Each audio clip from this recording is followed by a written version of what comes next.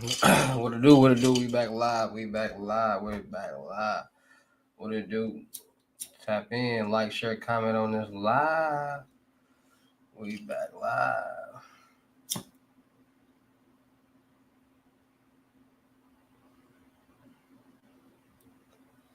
Like, share, comment, subscribe.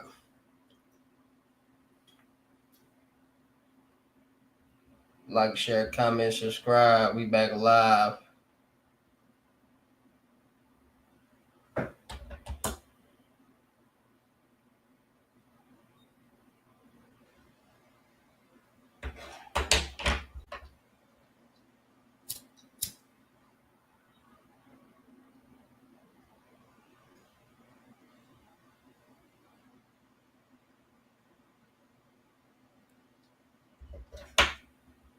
Tap in, tap in, tap in. Like, share, comment on this live. Like, share, comment on this live.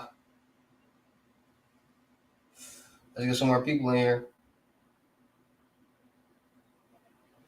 Like, share, comment, subscribe. Like, share, comment, subscribe.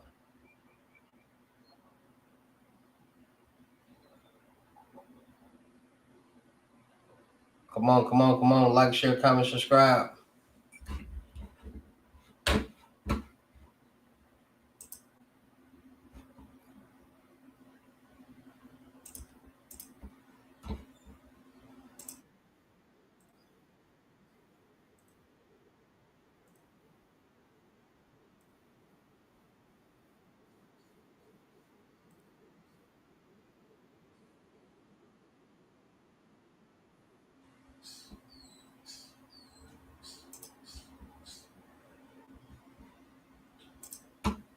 We're making 1.2 million a month. I have IDs to go with any card that I need. So I had a crib in Scottsdale. I had a crib in Houston and Miami. One of my best friends is a U.S. Marshal. Nobody knows that I'm a scammer. So I was charged with bank fraud, wire fraud, aggravated identity theft. Like, share, comment, subscribe. Like, share, comment, I'm coming back with a vengeance. The girl that I was talking to at the time, she's like, hey, listen, you have the gift of gab.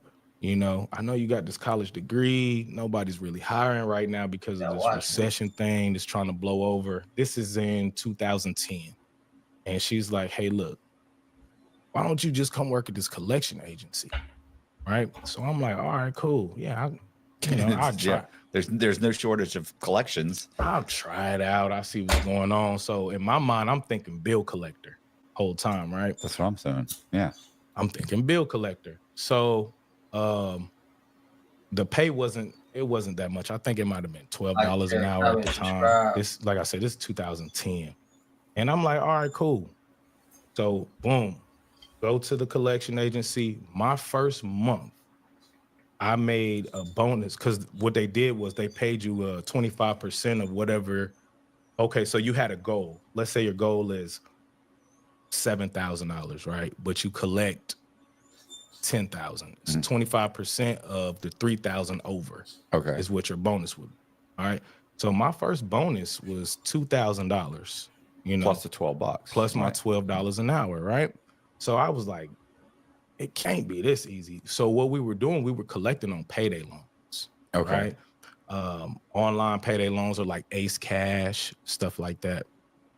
So I'm like, man, this is pretty sweet. Like, share, comment, subscribe. Like, share, comment, subscribe. 85,000 a year. If you that's on the low end. That's on the low end. That's on the low end. Yeah. Like if you're just a trash collector, like you might trash collectors clear 60. Right. But I actually got into character with this stuff, right? So I had a shake name, right? I had a shake name and I would also have a close LA, name. what So it do? whenever I called the people, Comment through state, y'all in. Like, ring, share, ring, comment, ring, subscribe. Ring, ring, ring. Hello? Hey, this is Victor Roy. And so this is a thing too. You have to, okay, so look, this is how the collections used to work. You had to abide by the FDCPA laws. All right. Okay.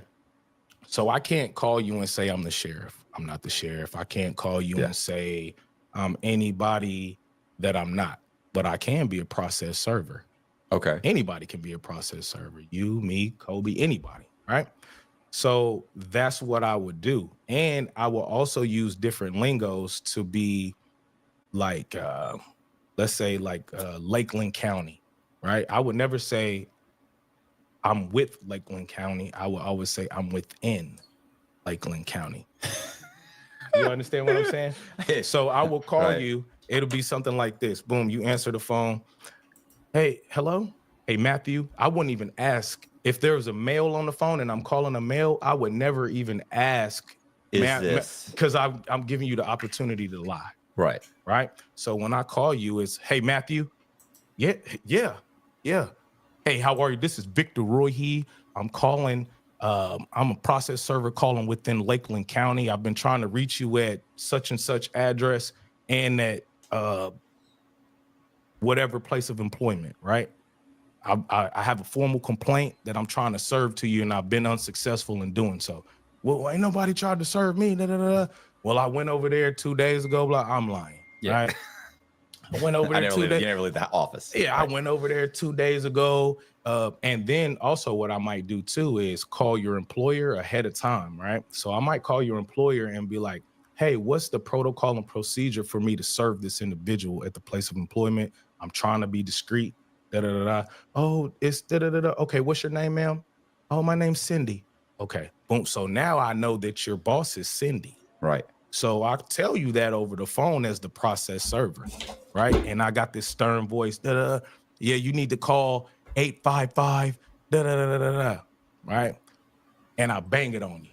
Hang up the phone. No, I don't give you any. You don't get to know any additional information. I'm just a process server. All I want to do is get you served, right?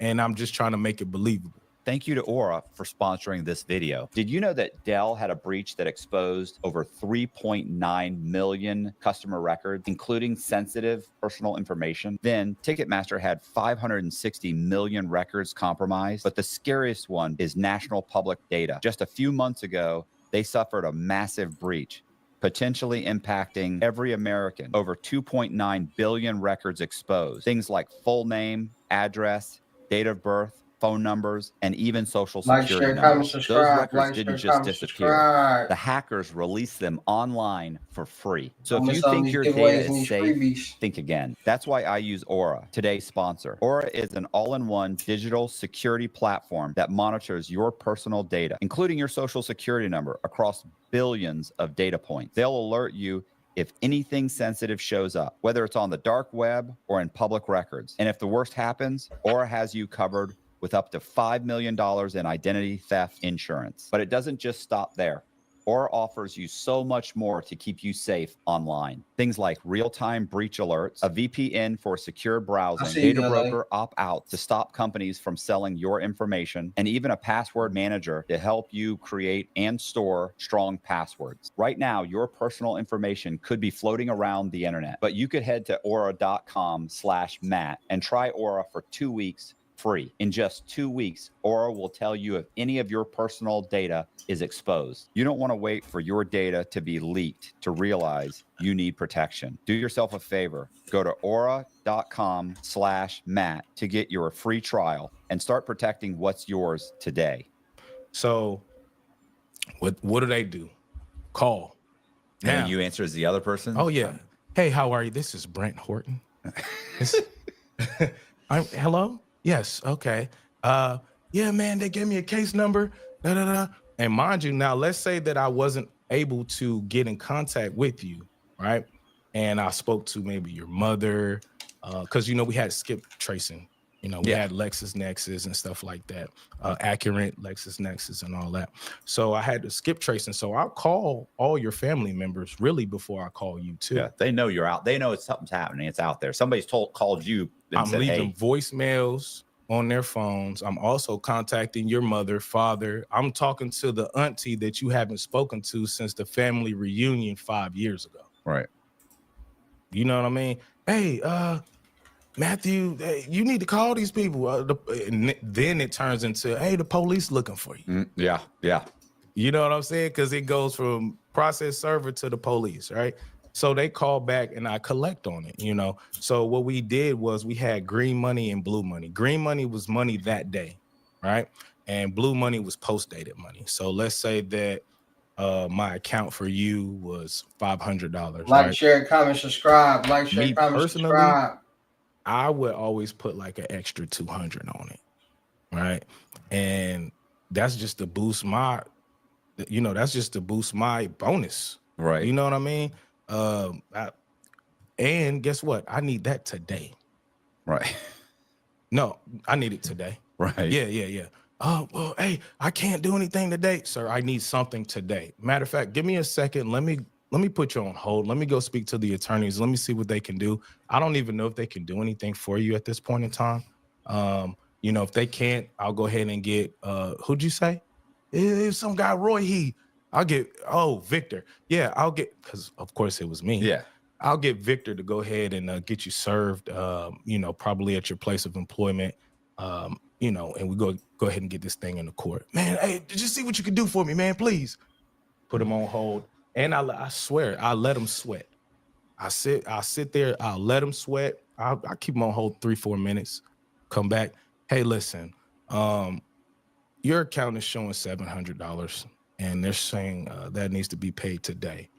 What I can do for you, Mr. Cox, is I can go ahead and, I can get half of that in today and I can go ahead and get the other half next month. Hey, look, man, I can give you 200. Absolutely. All right. So, on my end, absolutely. I don't know, sir. Let me see what the attorneys had to say. I know I keep putting you on hold. Just 1 second. I'm taking the green money. Yeah. That's green money. That's for today. That's guaranteed. So that's what I would do. And then I would just post date the remaining 500, So it'd be, I'd say the account might say 5, but I put 7 on it. And he give me the 2 today. I'll post date the remaining 500. So it'll be 250. I Like, share, sometimes comment, I'll split it up, subscribe. Like, give me share, comment, 250 subscribe. We next doing month fraud and videos. We 250 doing in scam videos. We March, doing right? IRL videos. How and often real those life checks go videos. through? Tyson, Duke, Dennis, Lil They would come Reggie. right. Oh, What? all of them? Okay. They was there. So at that point in time, we were taking Make sure checks y'all too. follow We my were King Hustle taking Pimp writing in channel account numbers. for the credit But the gems. green money would be. Well, the green money's good now. Like I get, you Well, probably get that. I'm saying when they the say green hey, money is on the card. right. Oh, okay. I didn't know how you doing, did it. So we're processing the card right now. Boom. Right. Yeah, we're doing the green money. I was thinking like you were maybe printing check, like the check, Yeah. Used to do the checks. No, we would put a checking account on file, but what we started running into was that that stuff would start bouncing. Right. And that was another thing too, though.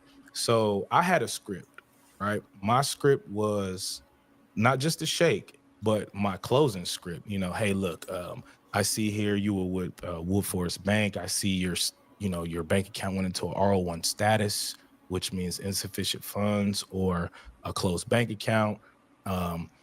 Our client here, CMG Group, they feel like you tried to defraud them, like you took their money and you tried to defraud There's them. fraud in there.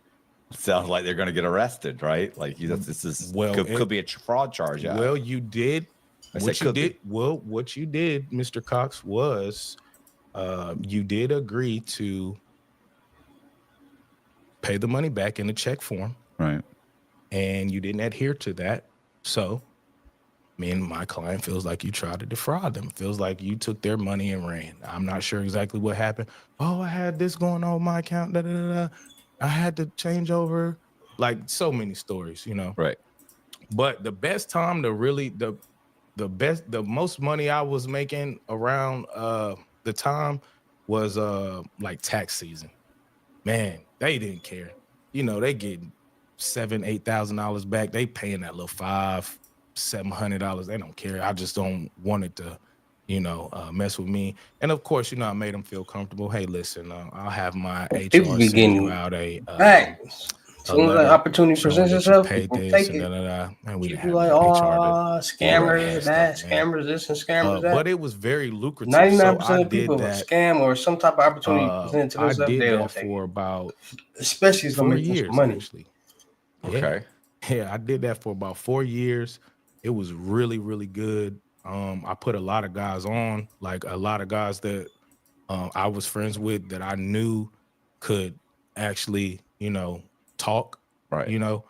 and yeah, man. Did they teach you that hustle, or did you kind of develop it? Like, did they have you like, hey, this is our basic script, and you're like, oh, let me see how I can twist this and make it? No, I wrote my own scripts. Yeah. Yeah, I wrote my own scripts. Yeah, like I said, I got into character when I was at work. I was behind the phone. Right. So you can be anybody you want to behind the phone. Right. You know what I'm saying? Like you could be anybody you wanted to be. So when I wanted to be aggressive, I was Victor Roy.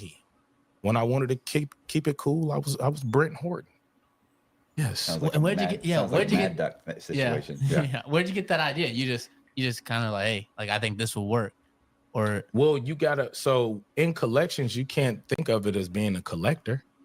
You know what I mean? Well, I never did anyway. I didn't think about it as being a collector. I thought about it as, getting the money. All right. That's what it was. That's what it was about. I have a $10,000 goal. I need to be $25,000 up, Right. and then my next month for Blue Money, I need to come into the next month at 15 or 16,000, Right. already at goal. You know what I'm saying? And collect on that as well. And that's essentially how it went, when you're collecting like that, it's you never want to start the next month off like under. I never did anyway. I didn't want to start under goal. I wanted to start over goal. Every month I needed my stuff well over 10,000, at least 15, 16,000. And that's pretty much what I did. So I did that. It was good. It was real good. It was lucrative. And at the time, the guys that I was actually working for, they used to work with me. So they opened up their own. Like, So we share, went from, comment, like, subscribe. 11, 12 people, right? Taking $50 payments, like taking the low end just to like build up, to, man, I think we had like 150 people, Okay. when it was all said and done. So this is 2014. All right. So 2014, this is around maybe May 2014. We go into work. And when we go into work, the boss is like, hey, hey, y'all, I got something to tell y'all. I'm shutting the doors. I mean, this is out of nowhere. Right. Right. And I'm like, wait, what? Well, shutting it down. Yeah. He's shutting the doors if you're not making any money. How is that possible? Mind you now, 2013, 12, 13, leading them into 14, we're making 1.2 million a month. Right. Collecting. So how's he shutting the doors? So He's got to do some time. Nah, he didn't do that at all. So about a week before that,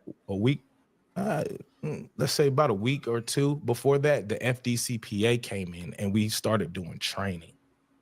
Okay. So, FDCPA, these are the people, anytime you're trained that way and like a bill collector calls you, that's the bill collector that says, hey, this is an attempt to collect a debt. Right. We were never saying that. Okay. We weren't certified. So now North Carolina law is like, hey, y'all getting these complaints through the Attorney General in North Carolina, right? Said company is getting these complaints, right? So y'all need to go ahead and be FDCPA certified on paper, all right, and abide by that to stay open. So he brought him in for like a week, and then I guess he was like, yeah, nah, I ain't gonna do it like that. You know what I mean? Like, so he literally, I mean, dude, I'm telling you, it's 100 people down. We went straight to the unemployment office same day. Right. So I'm thinking to myself, like, golly, man, like it's over.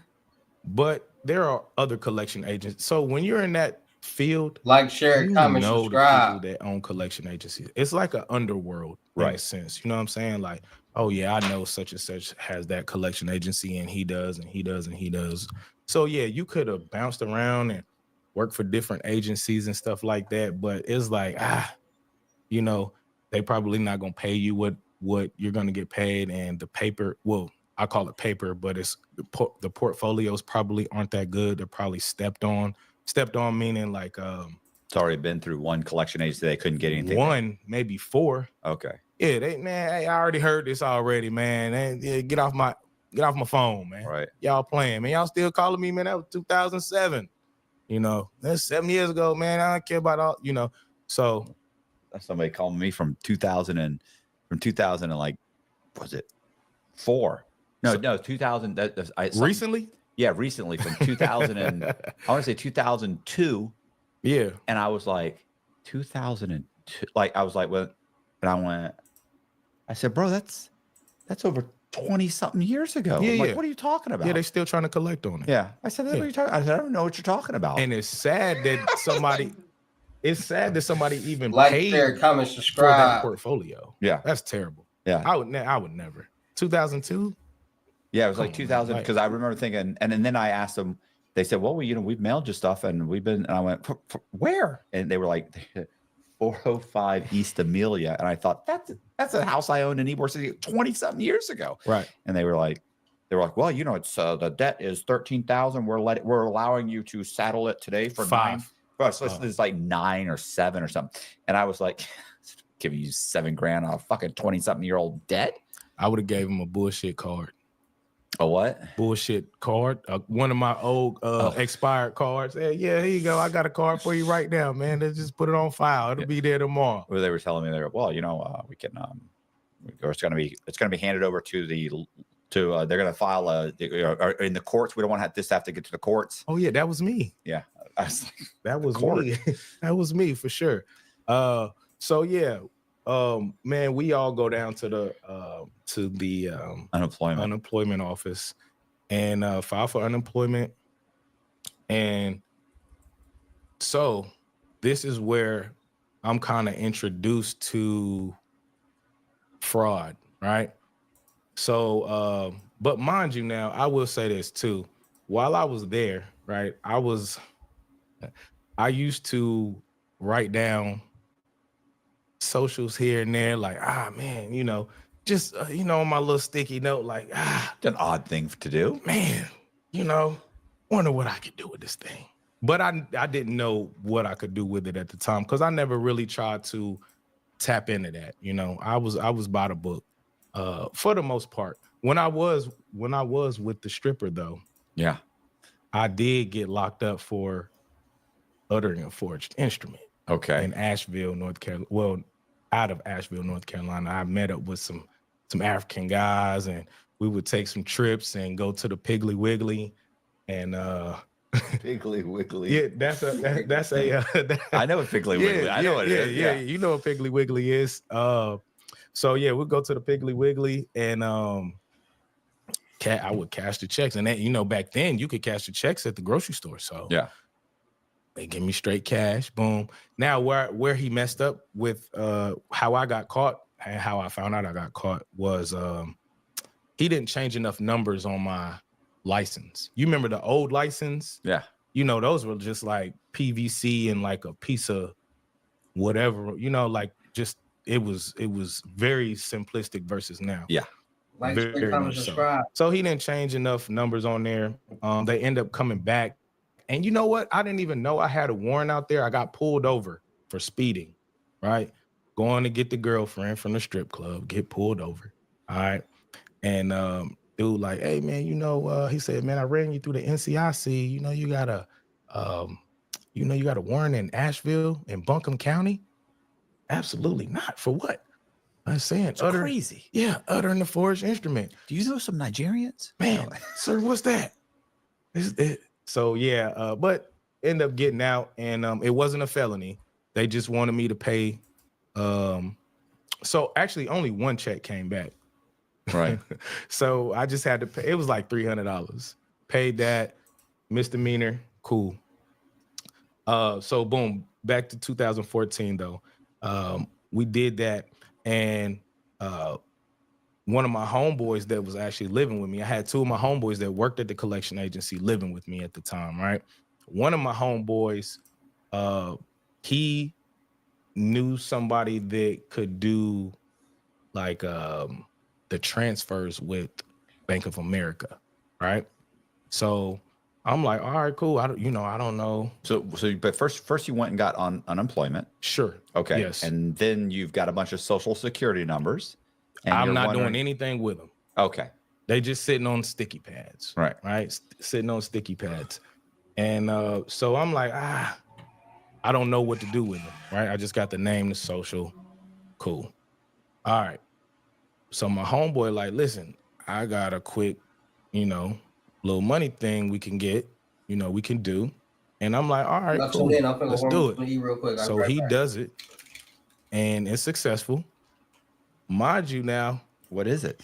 so they're transferring the, I guess, like from your account to his, Right. and it shows up, but it goes away, something like that. I didn't really indulge in what they were doing. I just knew he did it, and he didn't pay the people that did it for him, right? But he split it amongst us. Right. So we all got like $3,300 a piece. And now at this time, I'm dealing with this girl that lives in Houston. So I'm like, you know what? I'm about to move to Houston. So me and my homeboy pack up, drive from North Carolina to Houston, get out to Houston, because she was an HR for her job at the time. And she's like, look, baby, I got job interview for you. Boom, boom, boom, boom. All right. I clear my job interview. I've been telling him, hey, bro, you got to stop smoking. He's still smoking. So he fails his drug test. I passed mine. I passed the typing, all that stuff, right? It was for a logistics company. And I get the job, but I don't want to leave my homeboy. You know what I'm saying? I'm like, dang. I'm like, so we come back to North Carolina. We go back to North Carolina. All right. So when we get back to North Carolina, he ends up moving to Orlando with my other homeboy, right? They take their money, leave me, and I'm like, dang, maybe I should have left him. Yeah. You know what I'm saying? Like, dang, bro, I'm with the bros. You feel me? So they leave me. They come down here to Orlando. They come to Orlando, and that's when I'm introduced to the dark web. So if I would have known what I know now, I would have kept all my Bitcoins. Right. All of them, because we were getting Bitcoins we would pay $300 for 20, 30 Bitcoins at that time. It was fairly low, so they end up meeting some guys from New York out here in Orlando, and they have their little thing going on with the cards, right? So what they were doing was they had the reader and writer, right? So they had a reader. They would take the card. They would take your card number, put it on a strip, all right? And they would go and make purchases, all right? This do they still have Winn-Dixie out here? Yes, they do. You remember Winn-Dixie? Yeah. So that's where they were banging Winn-Dixie out too, But the thing was,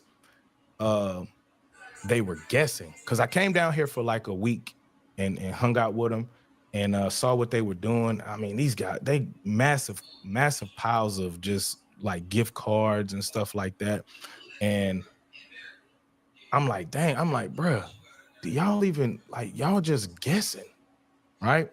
So what do? I say, man, how can I make this better, right? Instead of guessing. So I come back to Charlotte. I started working at another collection agency briefly. This is after the unemployment ran out. I started working for another collection agency. And in the midst of me working for that collection agency, I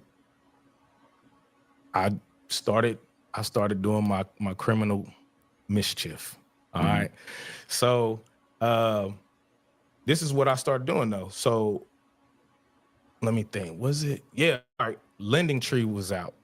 So this is before Credit Karma and all of that stuff. So what I would do was I would check the person's credit ahead of time, right? Check their credit. Boom, boom. Now this is in 2014. Yeah. end of 14, 15, where like people, you're not really at that time, you're not really keeping up with your credit like that. You know what I'm saying? Like you don't have alerts on your phone, like credit Right. alerts. You know what I'm saying? So I would check the person's credit, see what credit cards they didn't have, and then I would apply for the credit cards that they didn't have. Right. So I would know the limits, right? And now the only bad thing about that was I would have it sent to your house. All right. So I would have to know your mail schedule so I could get your mail before you got it. Do you have to go sit in front of the house, or you just go in and check in? Like that's scary. Having to walk up, pull up, stop, get out. Get out. I ain't getting out. I'm What the do you- mailman. So I'm not getting out. I'm the mailman. So that's how I actually incorporated myself into the fraud that I started doing. So boom. All right, I have the lending tree going. All right. I'm checking your stuff. Okay, you don't have Amex, Discover, Capital One, Chase. And I would apply for them. Well, first I checked your credit, see what you could, and then I pre-qualified you, right? So I never really went in the blind. And the reason why because I had a few trial and errors.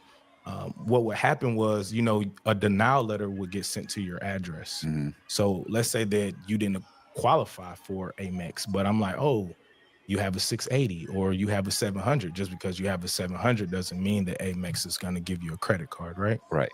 So I would start seeing denial letters when I'm getting the cards. And I'm like, oh, whoa, okay. How can I bypass that? Let me start pre-qualifying to see. I also ran into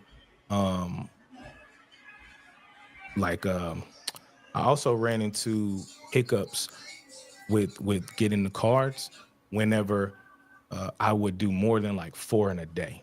So if I try to do like 4 credit cards in your name in one day, one of the credit card companies would kick it out. Mm-hmm. No matter, mostly Citibank would kick it out real bad. Like they like, yeah, no, too many credit card inquiries for the day. Right. Right. Or the month, whatever. So boom, I started doing that. So I'm getting the credit cards, and I had a few different trials and errors with the credit cards. All right. So I get the credit card, I activate it. I'm like, oh yeah. And mind you, now this is when, like with Capital One and Discover and stuff, you could just call and set the PIN up instead of them sending the PIN in the mail, right? You could just call, set the PIN up over the phone. So that's what I would do. First day, boom, I activate the card, set the PIN up. I'm going to the ATM, baby. I got 15,000 in Matt Cox's name, and it's saying that I can get 7,500 cash. Yeah. I'm going to the ATM. I need that. Because at that point in time, we didn't have the cash apps and stuff now. We didn't have Venmo, cash apps. It was hard. So this was one of my trial and errors. I go to the bank. I go to the ATM, put the card in, put the number in. Mind you, I just activated this card 30 minutes ago, maybe 40. Right. Decline. Nothing. Yep. Locked up. Card locked up. I call the people. Hey, I just got my card in the mail. I'm trying to figure out why, I got denied for a cash advance. Oh, sir, that looks like fraud. Yeah, I swear. Yeah. The lady over the phone, when she said that, I was like, oh, okay. I was like, no. She was like, well, look, this is what you can do. You can send this in, because this was Amex actually. So Amex is the worst. They want you to send driver's license number in and proof of residence and all this stuff. So of course I couldn't send that in. So I did that, and I'm like, okay, well, how can I get around that? Because at the time, I'm not doing the ID thing yet. I'm not sophisticated. This is like my first round. Right. So I'm just buying little dumb stuff at Walmart, doing, just buying gas, just little knickknack stuff. I haven't gotten built up yet to do anything. All right, come back down to Orlando. All right, my guys, they've gotten a little bit more sophisticated with what they have going on. So now they have the what they call an embosser. Okay, so now what they're doing is they're embossing their names on the gift cards. Okay. I'm like, bro, what? Yeah, they little thing is it make a little noise. You got to line it up just right, and they're embossing their names on the gift cards and also matching the last four. Right? They matching everything. So I'm like, okay, I need to get an embosser then. However, I'm clicking in my mind like, wait, but how am I going to emboss my name on somebody else's card? All right, because your name already comes with your, you know, your card already comes with your name on it. What I did was I bought a flat iron, like the one that the girls use for their hair, and I started melting the card down, and it'll melt. So I melted the card down, and I used a like a Brillo pad, scrape it right off, and then I would emboss my name over the top of it. Okay. Yeah, but when the receipt came, it says Matthew Cox. Yeah. Yeah, not me. So I started bypassing with that, and then that just was that turned from little purchases into a few more big purchases, going to the mall here and there. And so what I did start running into was spending ability with the cards, right? So I might go and try to make a $600 purchase, decline. That's my card declining. I got $12,000 left on the card. You know, all we've been doing is eating out, you know, buying liquor or whatever, you know. So I had to sit back and think. I say, golly, what, you know, how can I get past that? Oh, treat the card as if it's mine. So once I start doing that, Like a payment? no, not at all. You say you make one or two payments. These people will. No. I'm burning this card in a month. Oh, okay. Because you don't want them to get the bill in the mail. You could go paperless. Not at that time. No. Not yet. Nah, not yet. Well, maybe some Some card. They're probably slowly switching over. Yeah, this was before the chip. Yeah, Oh, okay, it wasn't. Yeah, I ain't even have a chip yet. This is just straight slide. Right. So I was like, all right, instead of me treating this as fraud, right? Let me go ahead and start treating it as my own. Now I'm still at the collection agency, and I'm like, you know what? I got enough money. I'm gonna get my own collection agency, because the people that I was actually like taken from were people that were on my account. I know what justice is. I know what it looks like. Who am I? I'm a detective with the NYPD. I had to take an oath in order to get this job. Every day I wake up and I try to honor that promise that I made to this city and the people who live here. That's who I am. I told you I'd keep my promise. When you put your foot in a cushioned shoe, it's the same as putting your butt in a cushioned sofa. What you're doing is allowing everything to relax and get soft and deactivate. Like, imagine if we wore gloves on our hands all the time. The sensory deprivation is crazy. We have 200,000 nerve receptors on the soles of our feet. It helps our overall perception and stability. A bendable shoe is exactly what you should be wearing. It is the least amount of protection that will make you comfortable.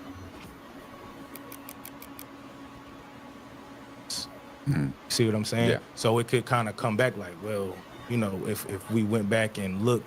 So I'm like, well, let me just go ahead and get my own collection agency. And then because I could get my own skip tracing service with the collection agency. So that's what I did. I got my collection agency down in Rock Hill, South Carolina, because the FDCPA laws were different. I got TLO, right? TLO was through TransUnion. Now, TLO was so in depth with everything. I mean, this thing would tell me square footage of your residence. It would tell me who the lien is. I mean, down to your license plate number on Right. on the car that you had in '95. Right. If it was registered to you, you know what I'm Yeah. saying? TLO was so in depth, so I'm like, yeah, cool bet. All right, so I got the collection agency up and running. It's doing all right, you know. About about 10 people in there, 9 or 10 people in there. Everything's going well, and I'm just like, yeah, this still ain't enough. Right. So I go back to doing what I'm doing, right? Go back to doing what I was doing, because I stopped briefly, jump back into it. But when I jump back into it this next time, this is in 2015. When I jump back into it the next time, it was just all systems go. So I started hitting, and this was my mistake too. I started hitting everybody on the same street, right? So I was, all right, so this is what I would do. So the way that TLO works, right? I can have your phone number, and if your phone number is registered in your name, only thing I have to do is put your phone number in, and it's gonna come up with your name on it, and I can see everything about you: birthday, social, relatives, possible associates, neighbors, everything about you, right?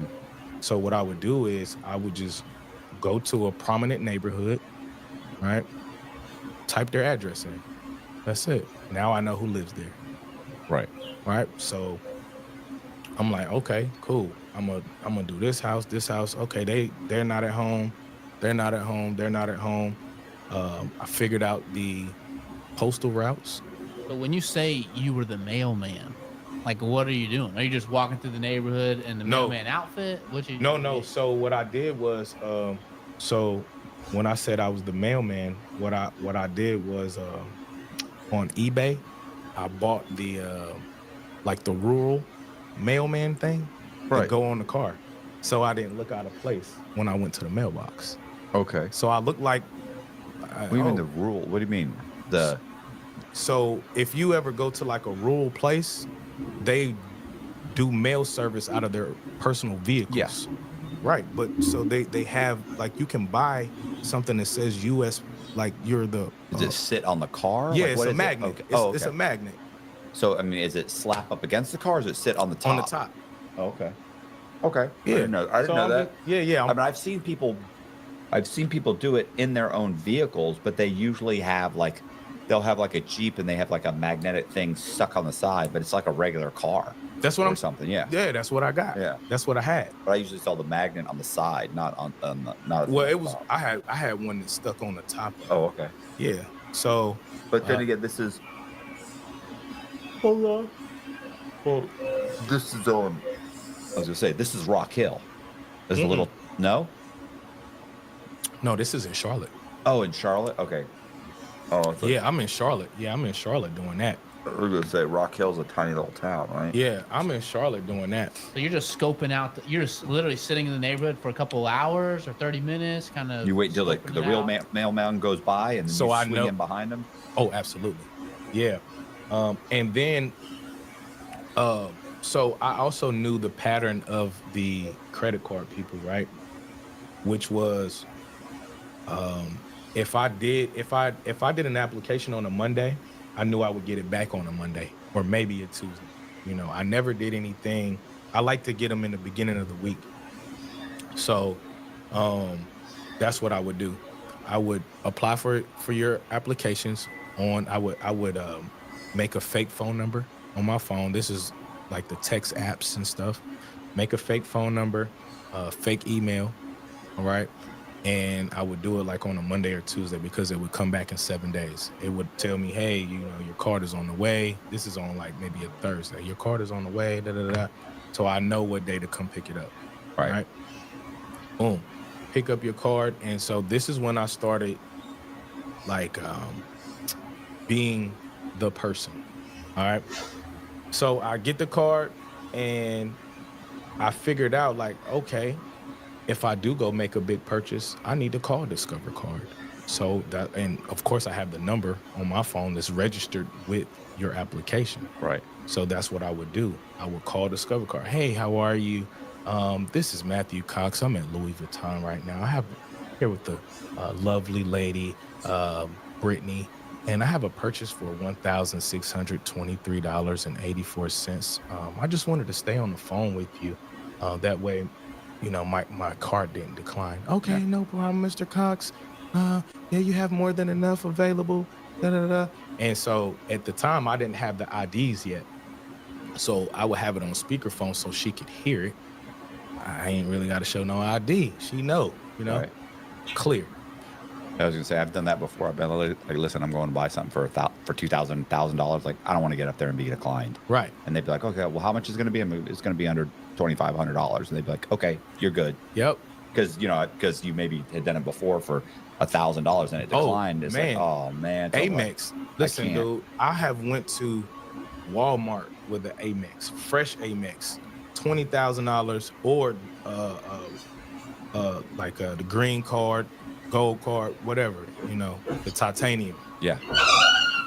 I've been meaning to apply for one, but bro, I owed them so much money when I left. Like, American Express keeps sending me these approved American Express. Absolutely. Not American Express. I'm like, Oh, no, I want to get an American Yes, Express. I owe sir. them a bunch of money, but I also And go wrong with that grown No, man Bank play of right there. You America. see what I'm saying? Well, so Gotta one of get the that grown people I owe man, money to is man. Bank of America. I owe them like Oh, whatever, 1.2 Yams, you know what I'm million or saying? something ridiculous. Corned beef, And I've actually gone and opened up a bank macaroni and account. cheese. When I was in the halfway house, I You know went what and I'm saying? opened You up a gotta bank get that account. food They catered. let You me gotta get a food Yeah. catered. put like You can have $1,000 in anything it, and like I'm 2 like, weeks later, they mailed me I want some catered cashier's food. check back for the I want some $1,000 and catered closed food. my I account. closed it. And then don't tell you why. Yeah. They're like, you can call this number, but if you call the number, they're like, yeah, it's up to us. Yeah. We're allowed to do it. Chase We don't tell you. Chase did me like Yeah. that. But see, they're holding resentment. Yeah. Chase did. Like, yeah. RDAP, right? Yeah, They're yeah. holding resentment because I Not owe them. RDAP. That was years ago. I'm like, why are you holding resentment? What That's to do, like- Jeremy? Yeah. That's the past. Yeah, Like, share, Chase did comment, me like subscribe. that, Like, man. share, I comment, was like, subscribe. Where is this coming from? Yeah, they sent it back. Well, Yeah. you owe us $1.2 million. Oh, are you still on that? Are y'all still on that? Golly. But so at this point in time, I'm using the card as if it's mine. Mhm. All right. King Lil Paris, you I think meet so? this girl. You think the play gonna give me the and, itis? Who in here come to think the find play gonna out give she's me the doing itis? fraud too, but she knows how to make the IDs. Now this is when it got good for me because now I have IDs to go with the card, any card that I need. The relationship made in heaven. Man, Right. golly, it was amazing. It really was, man. I bought that girl a Range Rover and some more stuff within this within this mix, man. I really did. So boom, all right, I meet her. Word She's to your giving me the mother. IDs. So now I can go anywhere and do anything at this point in You time from New York? that I want to do with the cards. And I'm doing it. I mean, I got my cousins, my dad, everybody. I got them in Vegas. I got them in Miami. We in Puerto Rico. We are taking crazy trips. I mean, everywhere. And I'm paying for everybody. I mean, everybody. Oh, we're down at Live one night. Yeah, the table's gonna be 7,500. Oh, that's it. I got 60,000. And listen, I got Ridiculous. 60K. Yeah, I came out here with 60K in cards. You know what I'm saying? So I also transitioned to knowing that I had to wait a week and a half. I had to wait 10 days in order to start using the cards at the ATM. Right. So that's what I did. And what I would also do was when I did use the cards at the ATM, I would go to the ATM at like 11:58. Mm-hmm. Take 500 from this card. Let's say I got 3 cards. Take 500 from all 3. Wait 2 minutes, 3 minutes. 12:01. Take 500 more, right? And because I'm trying to clear this card in a month. That's my objective. I got to clear this card in a month because I'm not paying the bill. And when these people find out, it's going to get cut off. Right. So I'm trying to expand. I'm trying to like get everything. Right. All right. Fast forward. I end up meeting somebody that works in the bank. That made my life so much easier. So if the card did get locked or anything, but I mean, if the card did get locked, what I would do is still call. Hey, this is Matthew Cox. Trying to figure out why my car got locked. Oh, it's showing a suspicious thing. Because that happened to me one time in Arizona. Actually, it happened to me in Arizona at a hotel. The girl ran my card twice for the same thing. and it locked my card up. Mm-hmm. Mind you, I'm out of town, but when I used to go out of town, I had to find out very fast that when you go out of town with these cards, you have to put a travel notice on. Yeah, yeah. I didn't know that, so I found out What you quick. mean you Okay, do put a ASC travel card? notice on this thing, boom. But she messed my card up, so I call, hey, this is such and such. Okay, I'm just trying to get my card unlocked, trying to make a purchase. So they run you through like the questionnaire. Okay, have you ever owned property in Ybor City, 3838 Ybor Drive? Yes or no? Yes. What year was the Chevy Monte Carlo that you had in 98? I mean, excuse me, what color was it in 98? Black. But I had all the answers. Right. Because I had TLO. Yeah. So it was nothing for me to just, and It's like the instant credit thing that Zach would do. He would have that. He had LexisNexis, and so okay. They would ask questions, for instant credit, and he would go, and he'd have his wife on the Bluetooth, right? Okay. The old Bluetooth. Yeah. And he'd be like, what college did I go to? What time was it? What? Because I switched college. Yeah, and she'd be like, University of South Florida. He'd go, is it University of South Florida? Because I actually switched school. And they yes, it is. Okay, and then they'd ask, and he'd go, yeah, I had a couple. It might have been red, and they, because she'd be going, what colors are such a red? That's tough in person though. Yeah. See, over the phone is easy because I got the cheat sheet right here, and I can kind of like, scroll to it. And keep in mind too, these people want you to have they want you to get the answer. Like they're not trying to catch you for fraud. Right. You know what I'm saying? Even when you're in person, he'd be like, shoot, that's a long time ago. He would do a whole. I've been in person before where I didn't know the answer, and you've done the whole thing where they're like, what's your date of birth? And I'd be like, date of birth. That's a good, you know what? Hold on a second. I'd open up my, are you serious? Like I'd open up my ID. I go, July 7th, 1970. And they July 7th, 1970. It's like, you're sitting there. Because you needed to go through. That's what I want to have to talk to the cops, but they just think you're just being obnoxious. And they tell the person, this is when they would call the bank. You go to use the card, and they'd say to call like American Express. Right. You call American Express. They don't do this anymore. Oh, so you were okay. So you saying you were at the bank and they would? Well, no, it'd be more like you go to buy something for like $800, and you give them you would give them the card. Yeah. They swipe it. Then something would show up, and they'd be like, it's telling me to call. Hold on. And they'd have to call American Express. Right. And American Express would be like, can you just verify that? So they go, yeah, I need to verify your phone, or not phone number, but your date of birth. And, you tell them they go, oh, okay. Okay. They'd hang up and keep going. Something along. They'd ask something that you, but imagine that you're sitting there the first time that happens. What's your date of birth? And you're like, fucking A, and luckily I have a fucking ID or something. I'm like, that's, who am I today? No freak emotion. That's a fact. That's a fact. But see, with me too, I didn't do guys only. I did women as well. Okay. So you better not tell me my name ain't Brittany. Right. My name is Brittany today. Brittany Dawkins. Right. Me. Yeah, for sure. And I'm calling with my regular voice. Right. Yeah. I mean, this equal rights. Yeah, for sure. So, man. And that made my life so much easier though with her working in the bank, because now I can get, so if I share comments, get a $20,000 card and they say, hey, you got 9,000, I can get the whole 9 now. Cause I going in the bank, boom, she give me the whole 9. I've given her like 2,000 out the 9. You know what I'm saying? Walking out, Do you even need you already have IDs. Well, I didn't need the ID. She worked. I know that. That's what I'm saying. I'm saying you already had IDs, but regardless, you could hand her anything as long as from the camera they could see that she could say okay. Yep. And they say, well, what did he hand? It was his ID. It was him. Yep. So all that means is that this guy has a fake ID. Like, how am I supposed to know? Yep. I give him $9,000. So I even got even more greedier from just having all the cash. Right. I got even more greedier. So what I started doing was I'd go to, so MoneyGram used to kind of piss me off because they wouldn't allow me to do anything with my credit card, right? So I started going to CVS and Walgreens. So I started going to CVS and Walgreens and getting like the vanilla visas. So, and then mind you though, I think I put a limit on Charlotte to where you can't get more than $1,000 a day, per person at CVS or Walgreens, because So you're using the credit card to buy vanilla visas. and then you go get the cash.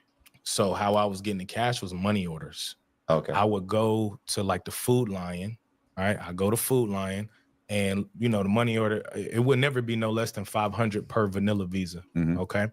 So when I would go to Food Lion, I would give them it, it'd be like $500.27. Great ideas can come from anywhere. With Wix, Bam. I would give them 27 cents Mhm. physically, swipe my vanilla visa, put a whatever pin in. Man, dude, I had so many I had so many money orders. It was crazy. I mean, because I wanted everything off the card. I didn't want to just. How much is this scam making for all these different things? Well, this is so far, it's really not Fitch, right? It's really credit cards. So Yeah. at this point, so At this point, how much yeah. a month is this making?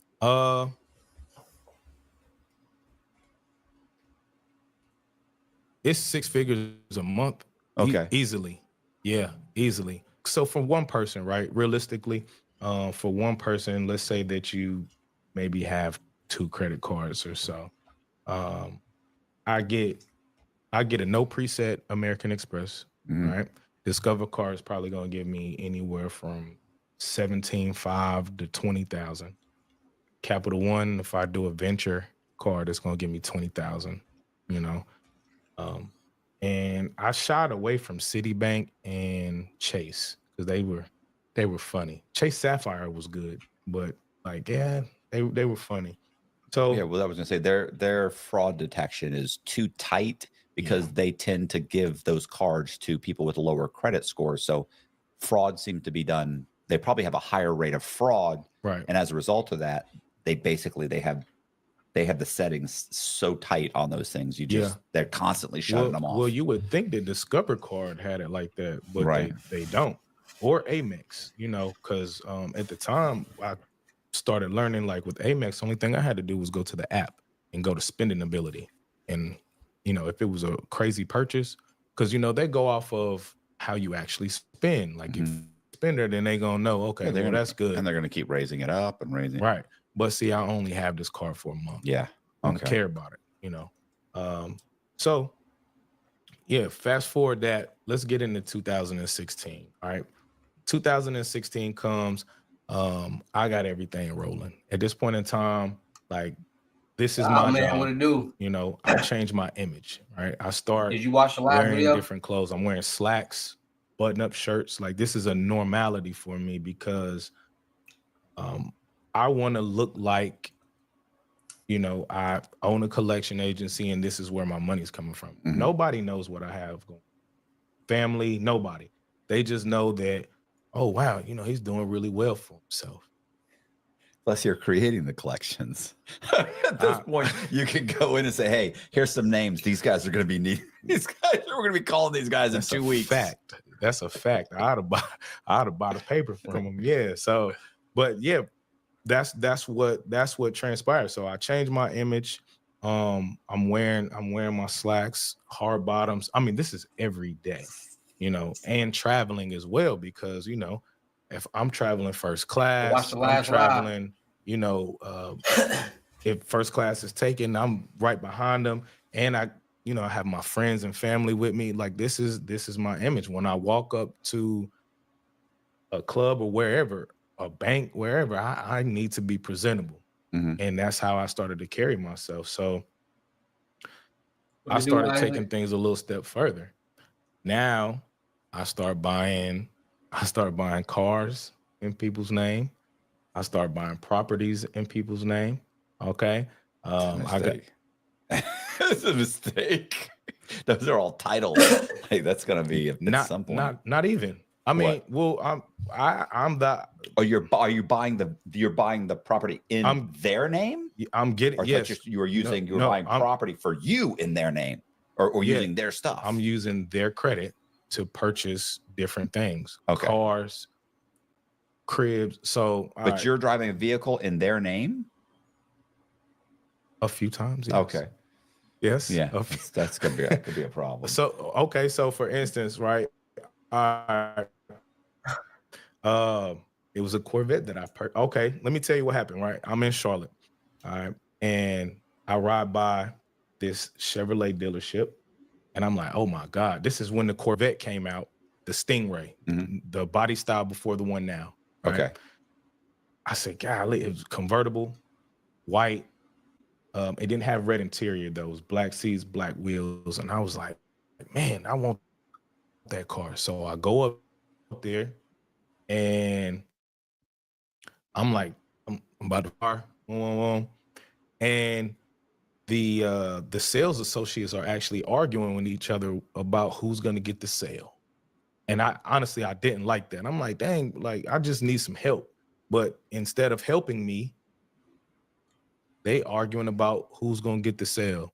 So I left. Gurus was even a thing. I go on Car Gurus, right? I see the vet that I want out of Ohio. Contact the people in Ohio, send them over ID, right? Send them over ID with my face, someone else's name. I had a burner address that I used to have little stuff sent to packages or what, because I was buying like expensive line, expensive glasses, like shades, all kind of stuff, expensive. Anything I bought online, I used to have it sent to the burner address. Now the burner address was vacant, and it wasn't too far from my place, so I could get there accessibly. And I contact these people out there in Ohio, and they FedEx me the paperwork. They're like, all right, yeah, you know, you're approved, no money down, blah blah. And I asked them include the hot shot, you know, the hot shot where they put your car on in the enclosed trailer. Can you put that inside? So lo and behold, man, I signed that paperwork, sent it back to him in 2 days. Car on a Thursday. I remember for sure I got that car on a Thursday, and they met me instead of meeting at the address of the. Who just said that? It was very easy. So, all right, this is when things started ramping up for me, and this is when I was like, all right, so this little few, you know, maybe 100,000 a month, I need more, because now I'm greedy. I got a vet. The vet, all white, red seats, red brake calipers, black wheels, convertible. I can drop the top without being in it. Like, yes, yeah, I need that. Z06, all that. I need. So let me see how far I can go. All right. Before I end up in prison. I need to see how far I can go. My fear is that it's a real person that's eventually going to figure out, hey, I got a Corvette that or auto loan that was just taken out in my name, and once they start complaining, somebody's going to track that back to the registration that's going. I'm gonna get somewhere. To that. Oh, okay. I'm gonna get to that part. Yeah. I'm gonna get to that part. Okay, so I want to see him take this. Right. All right. So I also went and got a crib in Miami in his name, a high rise. What's this guy's name? Hey, Jimmy. That's their best. Yeah. I'm just gonna say Philip. It's Philip, but okay. I'm not gonna say his last name. But it's definitely Philip. And he was, you know what was crazy at that time? Because this is in 2016. Oh, he wasn't even 30 yet. He wasn't even, I think that kid might have been 23 or 24. He wasn't that old. Right. I get a crib in his name in Miami. Mind you, I'm in the Opera Tower, has like 50 floors or 54. I'm on the 53rd. Okay. Right. And I can see everything. I can see all of Miami. I can see all of South Beach. I mean, this is, Philip didn't know he could live this good. he didn't know, No. but I found out for him for sure. On top of the credit cards I had in his name too. Right. And I got an ID. I got everything, man. I'd be terrified. I am Mr. Phillip. Because if I I've done that whole thing, but I built the person doesn't even exist, or it's a homeless guy that's 5 states away. Like he has no clue that what's going on. He doesn't know I have a driver's license and I've got a condo and 2 cars in his name. Oh yeah, definitely got the condo. But Philip at one point might he might pull his credit, and be like, so what? So with the condo, terrified. Yeah, but listen though, I was paying the condo. Yeah. So yeah, so okay, whenever I ended up getting a condo, and I bought it, I was really like renting it through this low life Cuban guy, right? So it was like 11 grand up front. I think it was something like that. It was like 11 or 12,000 up front, and the payments was 4,500 a month. All right.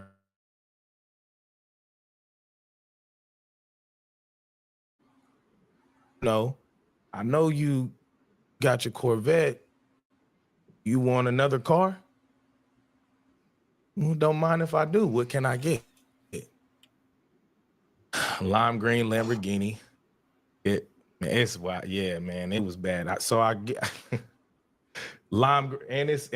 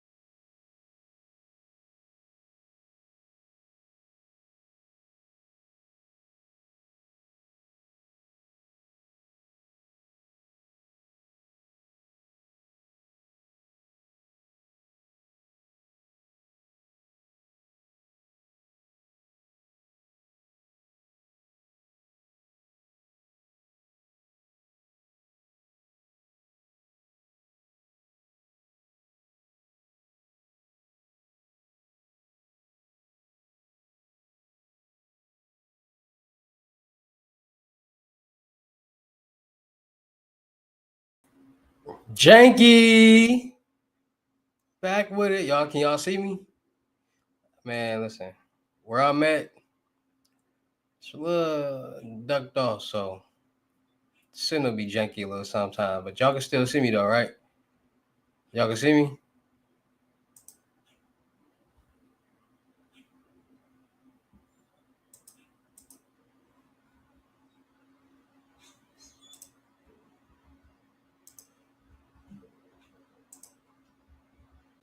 See, let me see how far I can go. All right. Before I end up in prison. I need to see how Right. far I can go. My fear is that it's a real person that's eventually going to figure out, hey, I got a $90,000 Corvette that We was seen all or this, auto right. loan that was just taken out in my name. And once they start complaining, somebody's going to try. He wasn't even 30 yet. He wasn't even, I think I got everything, man. I'd be terrified. I am Mr. Phillip. Because I did. Don't miss SNL 50, the anniversary season. Watch live episodes.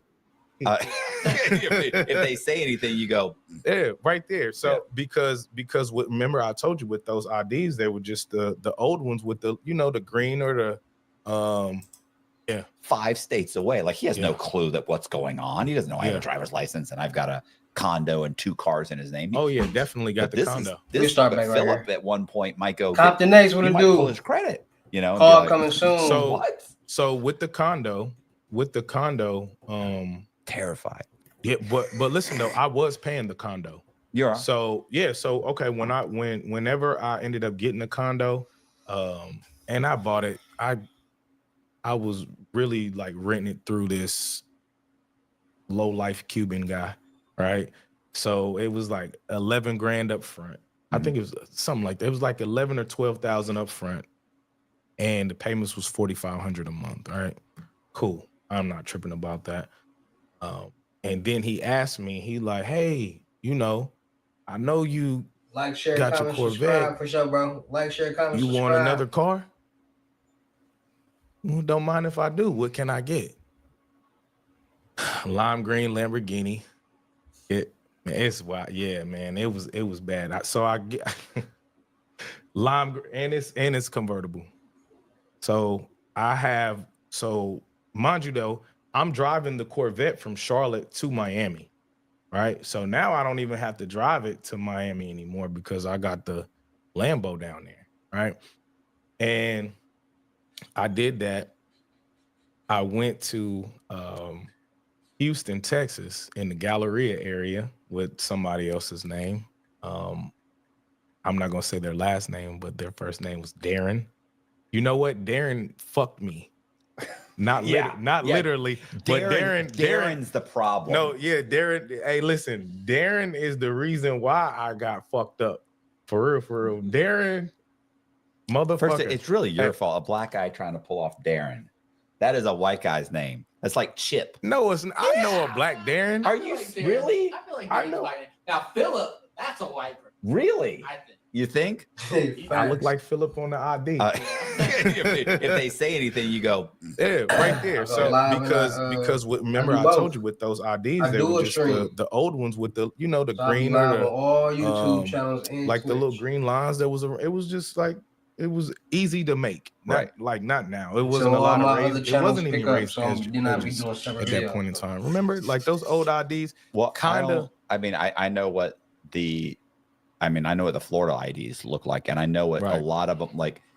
It's funny because when I had the Florida ID, and I've had Florida, Florida, South Carolina, North Carolina, Alabama. So the North Carolina IDs. So North Carolina. You remember those IDs weren't hard. They to were make. just you're just a PVC. That's kind of what they look like now. The difference is that they had a very simple hologram. Now the hologram, it's in between. Well, at least in Florida, like literally the holograms, like one of the holograms is see-through through the plastic, and it's your face. And it's like there's all kinds of stuff now. I'd be like, this is a nightmare. You have to get special cards, and this is a nightmare. It'd be a nightmare now. I don't know how you do it. Other than to me, it'd just be easier to let me just go into the DMV and get them to give it to me. Right. So,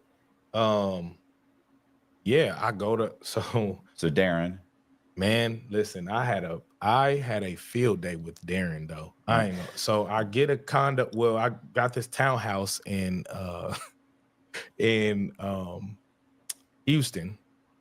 Got a G-Wagon. Got a Mercedes for my best friend. Like it was lovely. And listen, and you know what? Darren, I ended up hitting Darren for about $100K. Right. Yeah. And I was trying, I could listen, I had so much credit with Darren, I couldn't blow it all in the month. Like that's how much his flowed over to the next month because I couldn't do it all. Because at that point in time too, once I like started getting like maybe let's say For sure, bro. 40,000 this person Like, share, and comment on the live, 40,000 for this subscribe to the person, and then Twitch. I might do 100 for you. Like at that point, it was hard to kind of maintain and try to like get all of that stuff off the cards in that month. You know what I mean? And I feel like too, because I stopped making it a job and I'm just having fun at this point in time. You know what I mean? Like I'm just living. I'm flying girls in from that I met in Arizona to Houston because I'm bored. Hey, baby, you know, what you got going on? All right, the next flight out, you know, I'm doing stuff like that. At that point, we're just having fun. I got the crib.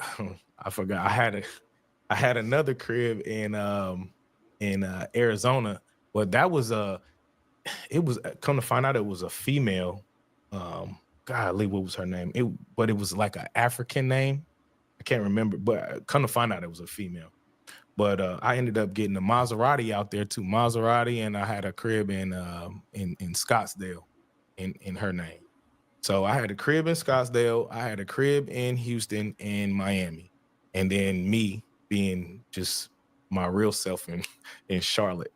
Right. Yeah. So all of that's going on and I'm having a good time. Really what I'm doing for real, I'm just taking trips like all the time. I'm taking trips. I'm blowing money as fast as I can. I don't care what it is. I don't care what we're doing. I don't care what the cost is. Oh, I need da-da-da-da. Man, I'm paying bills. I'm just really giving back because honestly, I had never had anything. I never had any real money, with that magnitude. And I didn't realize like that money brings plenty of power. Like you can do what you want to do when you want to do it. And two, this is before, I wish we had DoorDash back then. I didn't even have DoorDash or anything. So it was, I didn't, you had to still get up and go get something. But let's say that they about to close and you like, hey, maybe I'll give you $500 to turn the grill back on now. Right. You see what I'm saying? It was easy. Also, what I was doing too to try to get all that money off, I would open up Square. Remember Square? Square accounts. Man, PayPal has taken so much money from my operation. I still got money locked up with PayPal that I need invoices for. Square, it was Google Pay back then, which is why I went to the money orders, because money orders made it easier for me to get all of the money off. You see what I'm saying? The Squares, it had like the location tracking on it, and I would swipe it go to my bank account, or because at that time I wasn't thinking about putting bank accounts in other people's names, which I wish I would have, but I didn't. I just wanted the credit from the people. That's pretty much ultimately where my mindset was. I just want your credit. I want these credit cards, and I want whatever I can get, and I want all the money though. That was my main focus too. I wanted, when I went into getting a credit card, I was going to get cash. I mean, even if I left credit on there, I did get all of the cash limit off. Right. Whether that was ATM or with old girl at the bank. So running through 2016 like that, and I'm having a field day. All right. All right, cool. Having a field day, and this one lady that I hit, because I had burnt her card up in Miami with this one girl. Man, jet skis, boats, everything. I burnt her card up with doing that. There was a note, not a note, but a letter that came to my burner address, right, with her name on it. And I'm like, huh? I'm like, what is going on? And it was like, yeah, this is the U.S. Postal Inspector, Mrs. Such and Such. I can't remember. It was a Spanish lady. I can't remember her name. And we are, we're working diligently to, with the claim, blah blah blah. And I'm like, how did I get to my burner address? I get a little nervous, ball it up, throw it in the sewer, because I'm like, dang, I'm like, how did that get to my burner address?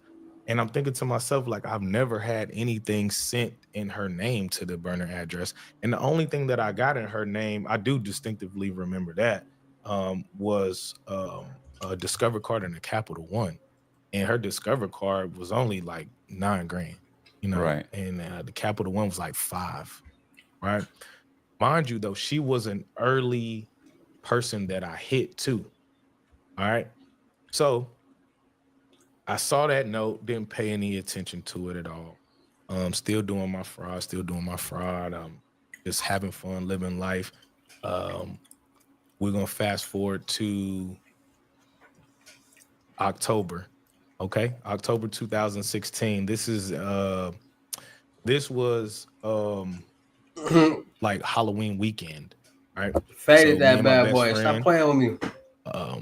we go to Houston, and this is what I was telling you. This is how I messed myself up. So I've been doing everything right, not really leaving any traces or trails, and I messed around and paid my TLO bill with Darren's card. What's a TLO, the TransUnion, the skip tracing. Oh, okay. Because it's in my name with the collection agency. Okay. Right. So now back then, this isn't where you could just instantly transfer money from account to account like you can now. Right. It's gonna take 3 to 5. And another thing too, with my business account that I had, I never left any extra money in there aside from what I would pay the employees.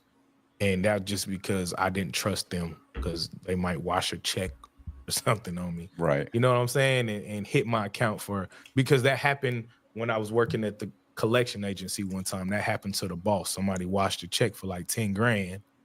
You know what I'm saying? Like they changed the number on the check. It's a real check, but they changed the number on it. Should have been $900, and they washed it and said 9,700, and they deposited that, and it went through. It definitely did. So I said to myself, like, I would never keep, but a certain amount of money in there. And I forgot that the TLO was due at the end of the month, that particular weekend. Man, I was like, I've been rolling for 2 years at this point, about 1.5 years. And I'm like, man, I'm gonna just pay it. You know what I'm saying? I'm gonna just pay it on Darren's card. Cause like I said, it was like 2,500 and some change. I pay it. This is October. And everything cool, everything smooth. Middle of November. Let me see. Right before, this is right before Thanksgiving 2016. My TLO gets cut off. And I'm like, what? My TLO cut, my people like, hey, TLO ain't working. What's going on? I don't know. Let me see. I call them. Hey, trying to figure out what's going on with my TLO. Oh, I see here there was a chargeback or something. Oh shit, Darren done found out. Right. That I'm like, oh man, chargeback. Darren done found out. So I'm like, all right, cool. I'll take care of it. This month and next month, take care of it. Boom. And in the midst of that, beginning of December came. No, I'm lying. I take this girl on a trip to Miami for Art Basel. Okay. All right. So we in the Lambo, because we flew out there, and we just having fun. And we were only supposed to stay maybe 4 days. We stayed for like almost 2 weeks, right? So I'm in like the middle of December at this point in time. At US Bank, when we say we're in it with you, we mean it. Not just for the good stuff, but for all the... So we were about to come back, and I bought our flights, right? I buy our flights, boom, everything good. We get the QR code. I send her QR code. We get to the airport, and they like, yeah, no, you've been kicked off this flight. And I'm like, wait a minute. I'm like, I just bought these tickets like this morning. Yeah, no, I don't know. You need to go to the desk. So I go to the desk. I'm like, hey, what's going on? Oh yeah, we don't know. So I had cash on me. So I paid for the flights in cash, right? We missed our regular flights. Pay for the flights in cash. Get back to Charlotte. And I'm like, dang, what's going on? So I'm at one of my residences in Charlotte, and at that time too, so I had a townhouse in Matthews, right? So I got a townhouse in Matthews, and I got cameras, right? I had cameras at both places too. Man, this is about a week and a half before Christmas. I see the U.S. Postal Inspector, Charlotte Mecklenburg Police Department, like all at the townhouse. I'm like, oh my God, what is going on, right? My homeboy is there, but he didn't answer the door. I guess he was asleep or whatever. I don't know. If you sleep hot at night, you know how disruptive that can be. Whether you're having trouble falling asleep, you're waking up sweating in the middle of the night, or all of the above. That's where GhostBed can help. As the makers of the coolest beds in the world, GhostBed is your go-to for cooling mattresses / Cox. And use the code Cox, his name, so they're not looking for him. They're looking for you specifically. No, so yeah, they're definitely looking for me, for sure. So, whoa, they leave, right? Now, I will tell you, one of my other best friends is a U.S. Marshal. Okay. Right? Like right now. Right? Well, he was then too. Okay. Yeah. Since 2011. We grew up together. And so I call him. I'm like, hey, bro, who is the U.S. Postal Inspector? Mind you, nobody knows that I'm a scammer. Right. Nobody knows this, right? Nobody. My parents, nobody. They just think like, you're just super successful running this. Man, this collection agency is booming. Man, and it is. Yeah. It definitely is. So he like, yeah, they deal with fraud and da-da-da. I say, well, they were at my place, man. I don't know what's going on. He was like, hey, my internet, what brother. Happened? He was like, they probably just want to talk to you. And I'm like, no, motherfucker. No, you don't understand. They don't want to just talk. All right. So that happens. And it spooked me. So, okay. Yeah, okay. So it spooked me to the point where I put the vet up, right? Cause I still had a BMW, a 750 and a Audi as well. So I put the vet, but the vet of course wasn't in my name. Everything else, the other two were in my name. I put the vet in my best friend's backyard, right? Like I parked it because he had a privacy fence and everything. I parked the vet back there and I'm like, yeah, okay, I'm not going to drive this vet. I need to lay low. I don't know what's going on.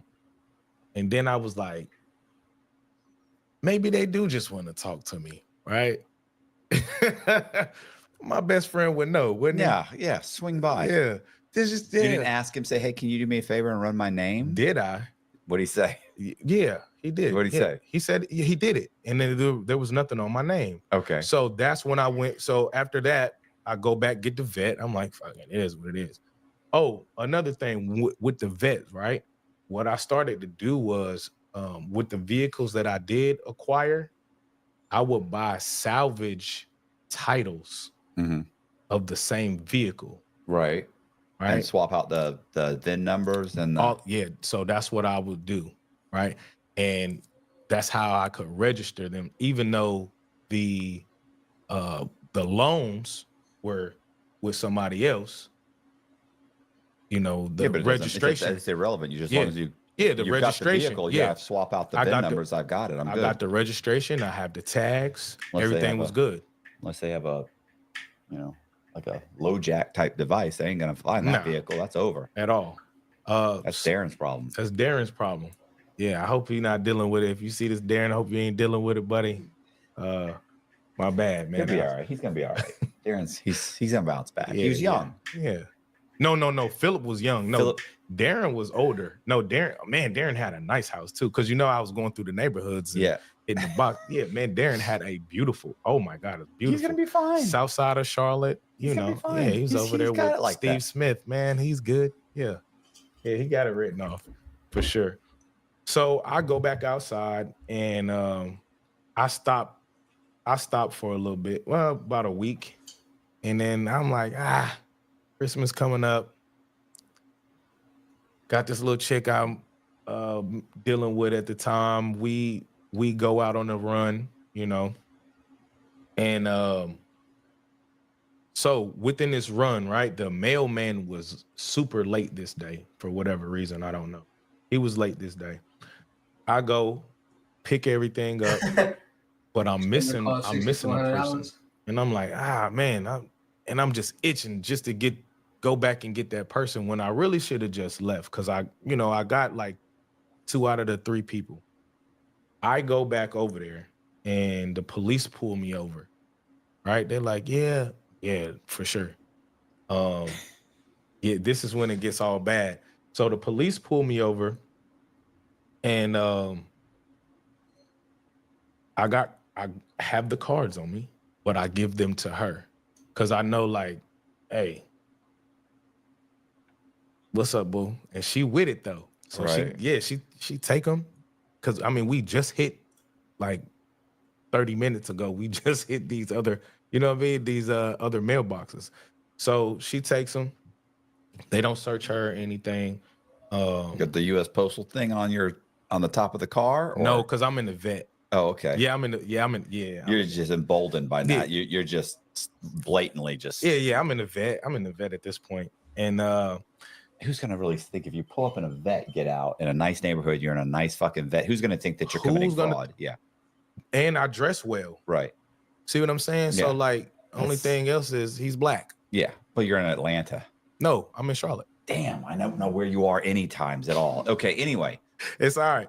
So they pull me over. So unbeknownst to me though, with the vet, Philip has already found out. Mm-hmm. All right. So this vet is actually on the radar anyway. And I didn't know that.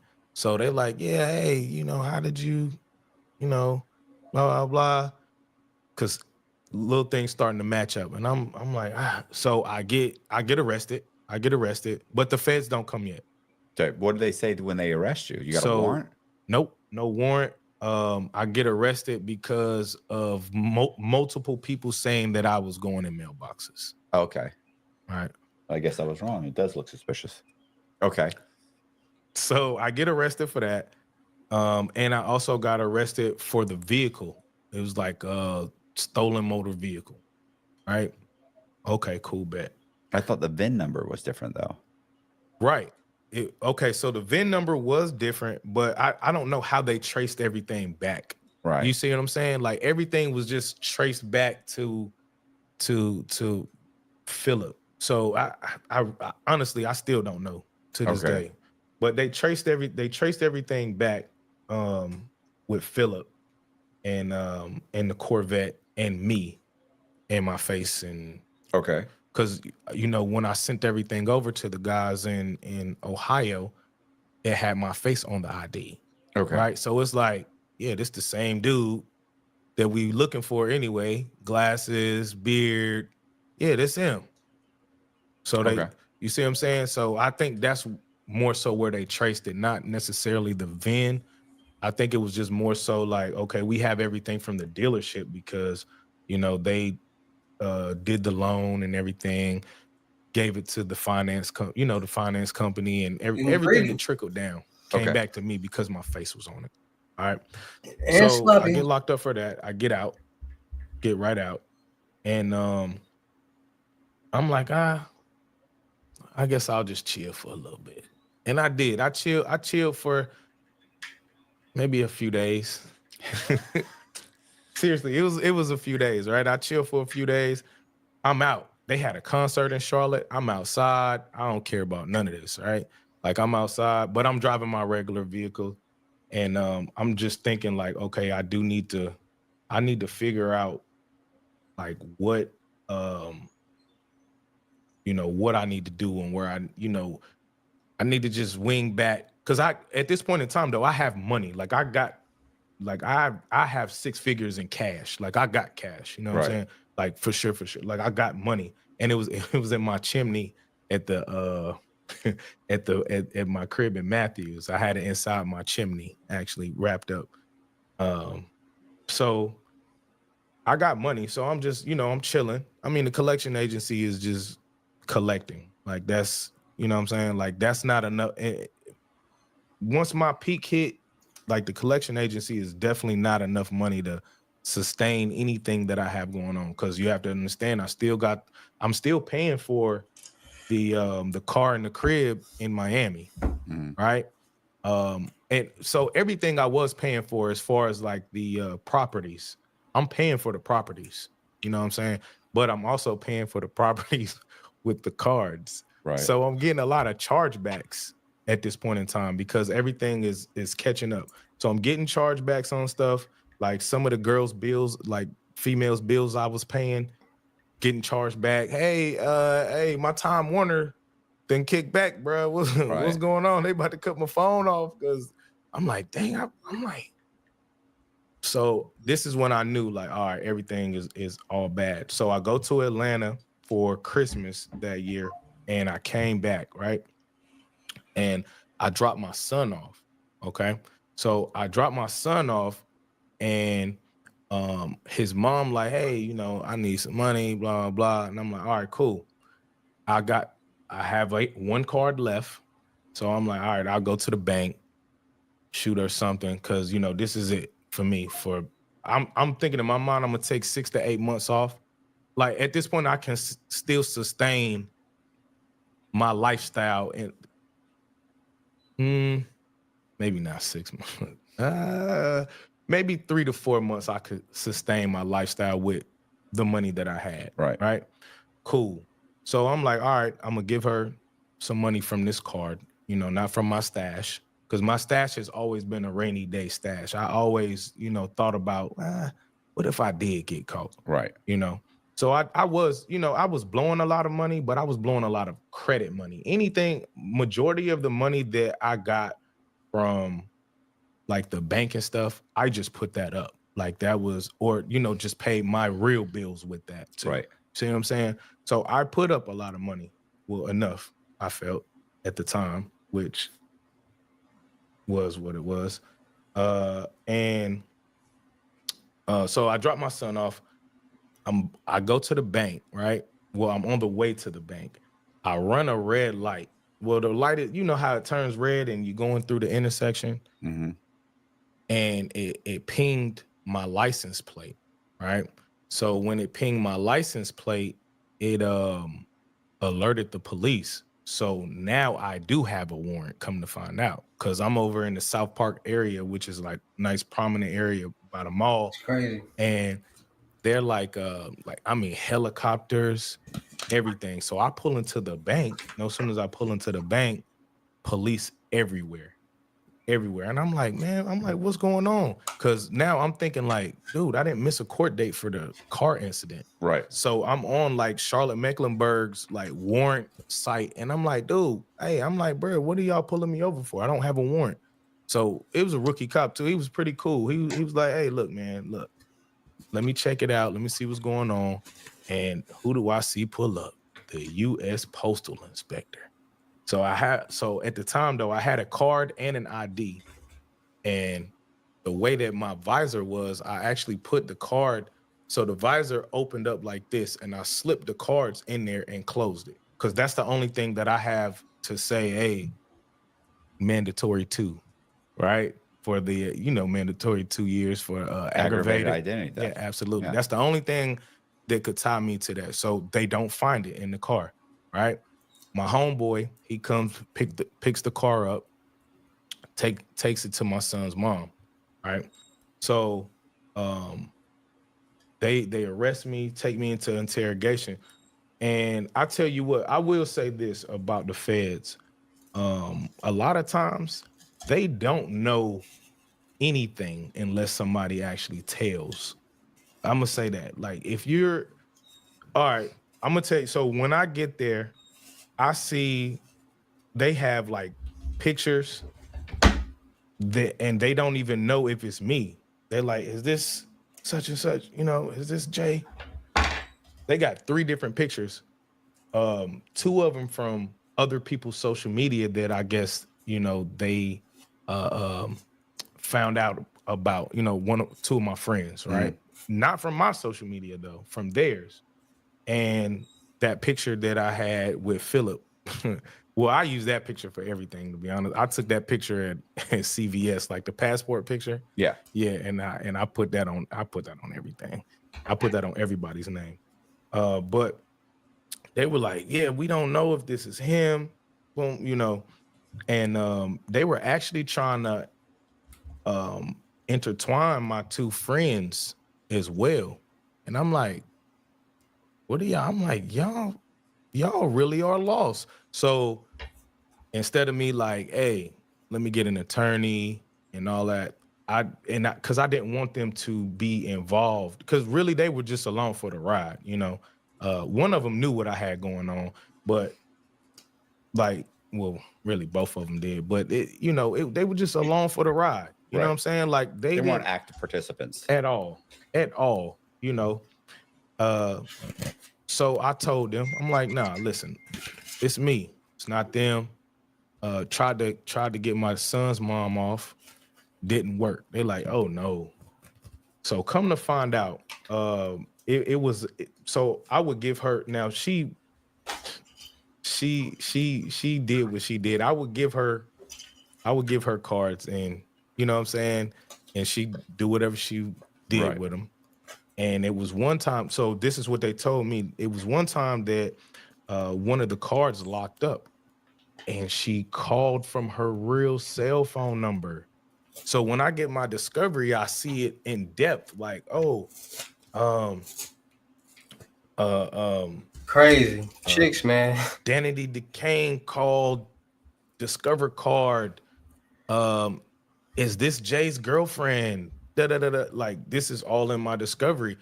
Now, come to find out, discover card is hip to what I have going on as well. And that's because Full service delivery and load gives your move the white glove treatment. You choose a moving help service provider in your area, and they will deliver. I would hit everybody on the street, on the same street, and then it would be the same police reports.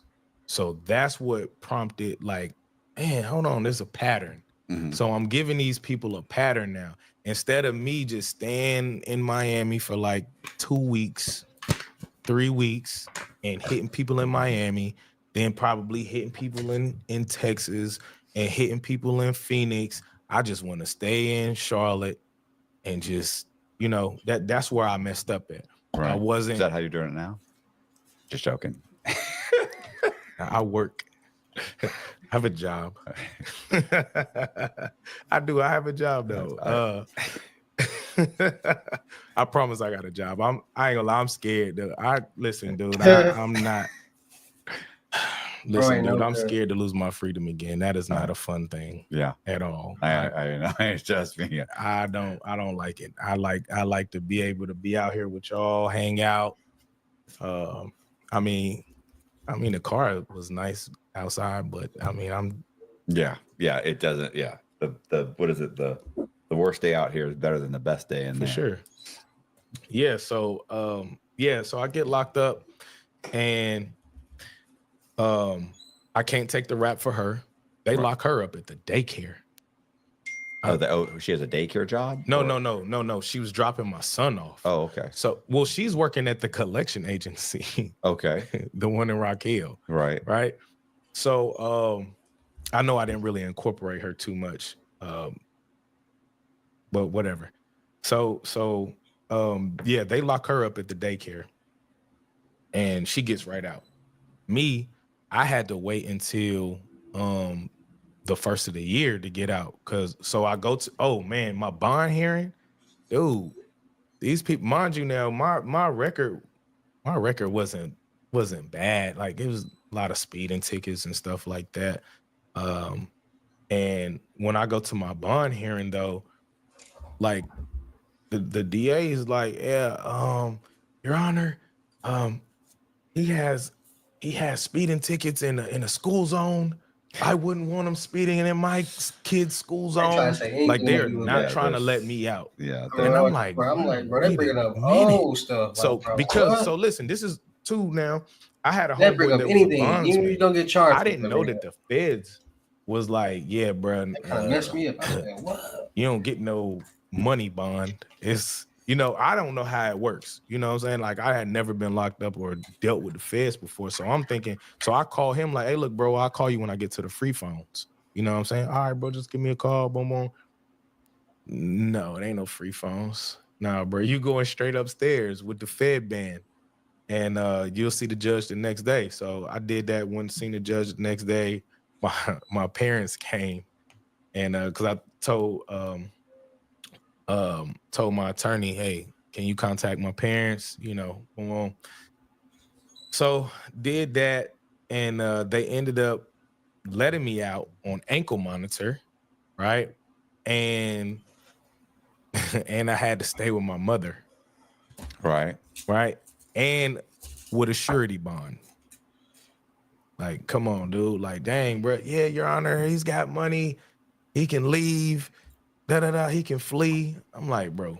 Like, in my mind, I'm thinking like, oh, I might get a year or two. You know, that's in my mind. I'm like, I might get a year or so probation or something. Like, I haven't been in like real bad trouble to get, you know, like 10 years or nothing crazy. So I'm not fleeing, right? So my stipulations for being on ankle monitor was I can only be gone from 7 a.m. to 12 noon. And come to find out, I didn't realize that was per job search. All right. So I'm like, yeah. So once you get a job, no. So in order for me to leave, I had to be looking for a job. Right. So what I would do is from 7 till 12, I would leave and go to my crib in Matthews, right? And have a chick come over and hang out until noon. I mean, come on, we're talking from 7 a.m. to noon. Like it's 5 hours. Like, you know what I'm saying? So I was doing that, you know what I'm saying? I was just hanging, you know, I'm just thinking about what may happen. You know, I'm on this ankle monitor. I'm back at home with my mother, which is terrible. You know what I mean? Because it's like, golly, I got to just go through these motions with her. I mean, it wasn't bad, but it was like, dude, you're grown. I've been doing what I wanted to do, you know what I mean, for a long time. And, you know, especially with the magnitude that I was doing it at with the cards. And now it's just like subtle. Like it's high. And it's just like, dang. And I'm on ankle monitor. You see what I'm saying? So roll through those motions.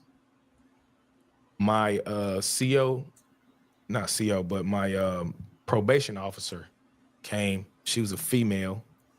I think she liked my mom.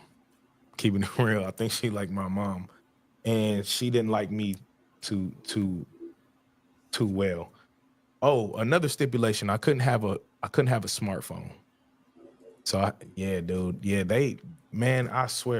I swear to God, they like were concerned. Man, the DA was like, yo, U.S. attorney, right, was like, his name was O'Malley. O'Malley did not like me at all. And I don't know why. I mean, I didn't do nothing to the guy, you know. I just Get award-winning YouTube TV and get set up in minutes with up to 6 accounts per household. Plus, watch live sports and the latest shows. Get more than cable for less than cable. They back by 12 o'clock. Irritated. They're committing crimes, and then they take it take it personally. Definitely took it personal. So anyway, I How would couldn't they know have if you got I a couldn't have a smartphone? smartphone, anything like that. And what were you charged with? So I was charged with How would they know though? bank fraud, wire fraud, aggravated identity theft, and what else? I think that was it. Wait, bank fraud, wire fraud, sophisticated means. Well, that's an enhancement. Yeah, these are all the. That starts to. That's when it. Like getting charged with like bank fraud. Like okay, bank fraud, wire fraud. Well, bank fraud and wire fraud are no big deal if there's no dollar amount. Like, okay, so what? I'll get probation. Then they start saying, oh, no. Oh, my God. Sophisticated means, changing jurisdiction. You know, they start $2.5 million. They start adding it up. Next thing you know, you're like, oh, my God, I'm going to do 5 years. So what they did was dude, they put the Corvette on my money amount. But while I was in jail, so before the jail, I got re-locked up again. All right. So, and I'm going to tell you what happened. So I'm joking. I'm thinking everything cool. You know, my PO, I'm thinking she cool. We cool. Yeah, we joking. And I kind of wanted to go out that weekend. Right. So I'm joking. I mean, I'm poking the bear a little bit. I'm like, hey, I got this envelope. You know, I want to go out this weekend. Let me just throw an envelope in your back seat, girl. Ha ha ha. I want to see where it go. But I'm joking, but I'm not joking. Because if she said, I think you're joking at all, you're just testing the waters. If she said, yeah, I'm gonna do it. Right. I'm for real. She said, yeah, it's going. And she said no, and went and got my ass locked up. Right. U.S. Marshals. So okay, I had a court date coming up. I was going to get a haircut. Right. So I leave within my 7 to 12. I go out, boom, get my hair cut, go to Hooters real quick because I think they opened it like 10. Went to Hooters, got me some wings, go back home, and golly, she called me and was like, you just drove by me, da da da da, and I'm thinking to myself, I'm like, I know because she had never seen the vehicle I was in, right? She had only seen one of my cars. So I had the other car that particular day. So I knew for sure, and it's tinted, right? She like, yeah, you just passed me on the highway. I'm like, that was odd. She was like, where you going? I was like, I'm going home. All right, okay, I ain't know. Seen your big head. Da, da, da. I'm like, okay. I get back to my mom's house, chilling. She said, I'm just taking it easy because at this point in time is 12 is hit, so I got to be in the house, right? Can't go past the I can't even go to the mailbox, dude. All jokes aside, I can't even walk past the mailbox. This thing's gonna go off. All right. So probably around 1:30, U.S. Marshal for fucking what? What have I done? So I call her. I'm like, yo, why is the U.S. Marshals here at my house? Oh, just let them take you in. Da da da da. Man, I swear to God. This is before you don't even answer the door. Dude, Shireen Teal. Like, yeah. Fucking bitch. Dude.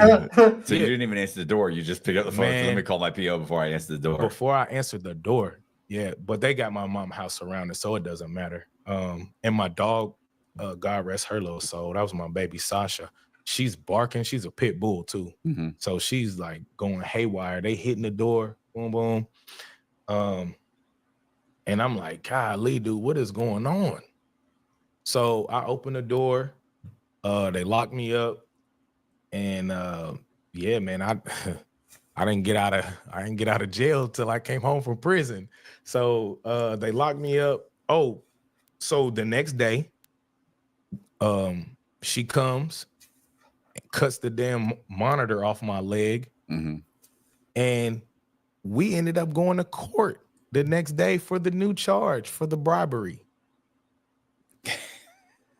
Wait, wait a minute. Is it a new charge, or was she trying to, or was it a violation? So it was the violation and the charge at the same time. So the violation was he's not going to be able to be out anymore. Okay.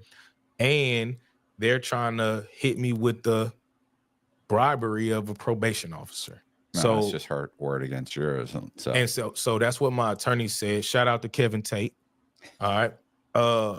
For sure. He was like, look, if she want to do that, then I'm gonna just let them know we're gonna take it all the way to trial. And we're gonna make her take the stand and take an oath on if that's really what was said and how it was done. And you know what was crazy, man? When I walked in that courtroom, I felt so bad because Kevin reminds me of my father. So in the midst of me coming back in the courtroom after I've been violated, it was like I let this dude down. He fought so hard for me to get on this ankle monitor, and I let him down. He's like, man, what the fuck going on? I'm like, man, I don't know. He's like, man, you done bribed this fat bitch. I'm like, no, what? I said, that's what we here for? Yeah, that's crazy. That's why they violated me. So, and then she tried to say I didn't have job search papers and all this. I'm like, job search papers? Bitch, I didn't know when I could leave from 5 to 12. I had to go get people to, like, I'm going to Circle K and like, hey, can you sign here and say I was looking for a job? I didn't know that. Like, bitch, I'm just thinking this is my window because y'all got me in the fucking house all day anyway. You know what I'm saying?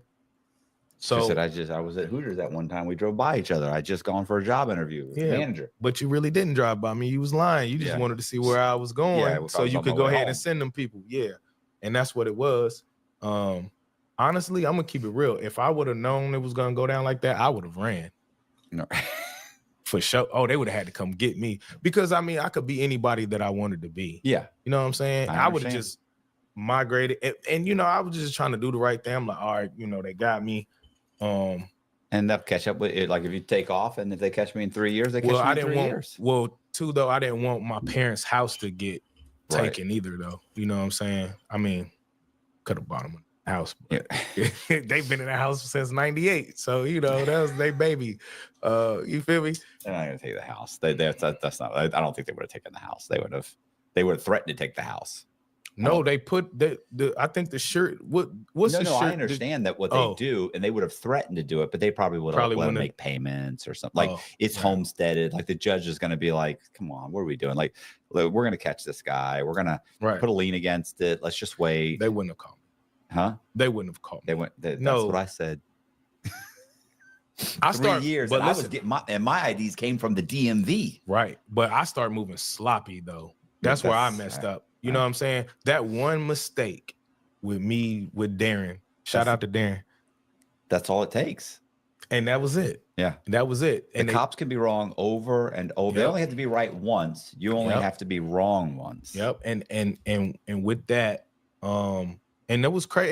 It was crazy because TLO wasn't even helping them at first. TLO, the TransUnion, the skip tracing, they weren't even helping them. They were like, yo, so they like, I saw that in my discovery. It was like they sent TLO something like, hey, listen, well, it was along the lines of like the terms and contract that you do with Apple, with your iCloud, so, okay. So they took my phone. I didn't give them nothing. Yeah, y'all can have it, but they can't go through your phone like that. Like I know back then they couldn't. I don't know what the laws are now. I don't know if Apple's working with them now. But man, even when I came home, I had the same iPhone that I gave them. I had like my exact same phone when I came home. Yeah, it was an iPhone 6. Hey, give me my phone. I get locked up, man. They took all 5 of my phones and go through those motions and in the midst of me getting locked up, my son's mom gets my BMW and gives her attorney the ID and the card that I put in there when I initially got locked up at the bank. And they hold it against me. That's my boom. We got aggravated because anything else they couldn't really put aggravated on me because they didn't have substantial proof that I did such. But now they got We got an ID and a card to go with it. Because in the papers, man, they tried to say that I took 20,000 PIIs, you know, the personal information, and I'm thinking to myself, 20,000 people, not even close, you know. But what they come to find out, what they did was just my employees skip tracing as well. You know what I'm saying? Right. They intertwine that with me, and then they called me an employee. They didn't even say I was. They said I work for my own establishment. I'm like, how do I work for Premium Acquisitions? I don't understand. Yeah, I don't understand how I did that. But it is what it is. But yeah, man, they tried to make me out to just this evil villain in the city. They don't. I don't understand. They don't go in front of the judge and say like, "This is a nice guy. You made a mistake." They don't. That's not how they present it at all, man. So yeah, I got. Oh, so yeah, boom. That adds 2 years. So and I've got to serve it consecutive. Right. Okay. So yeah. So that they added on to. Well, what are you facing? What's the first amount of time you're? So me and Kevin, he like, listen, man, you're gonna do about 18 months, right? And I'm like, dang, I'm like 18 months, and I'm thinking to myself, bro, 18 months, bro, that's a long time to me, bro. I've been out here having my way. You feel me? 18 months. Like, bro, I've never done no jail time. Like, I've been to jail. Yeah. Right. Like, you got arrested, let go. Like, yeah, I got a bond. I just, deal with it and let it be done. But he like, yeah, man, he like 18, maybe 24 months, man. Maybe try to get this low end. Man, yeah. It's getting worse. Man. Stop talking. So I'm like, oh, plus man. the 2 years. DeKalb brand VT4 Pro beats Pioneer We don't brand be ready Pro for that. products They do all by that. a We don't be whopping ready 8 for it. Come with bushels it. per acre, while offering the widest spectrum of insect defense. And then the 2 years. So that was after she. So come to find out, she did that whenever I was on ankle monitor.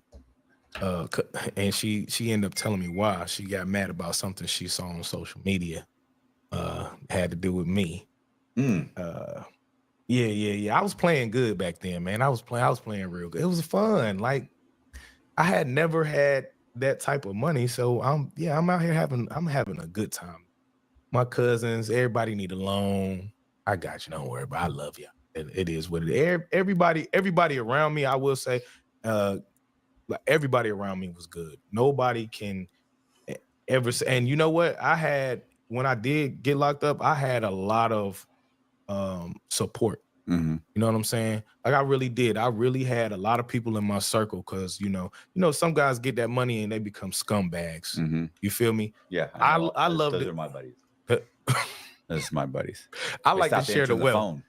Oh, scumbag buddies? Yeah, they stopped answering the phone. Like, I only had one. Made you $500,000 and you can't fucking send me $400 for sure or for my commissary this month. Like, yeah, something.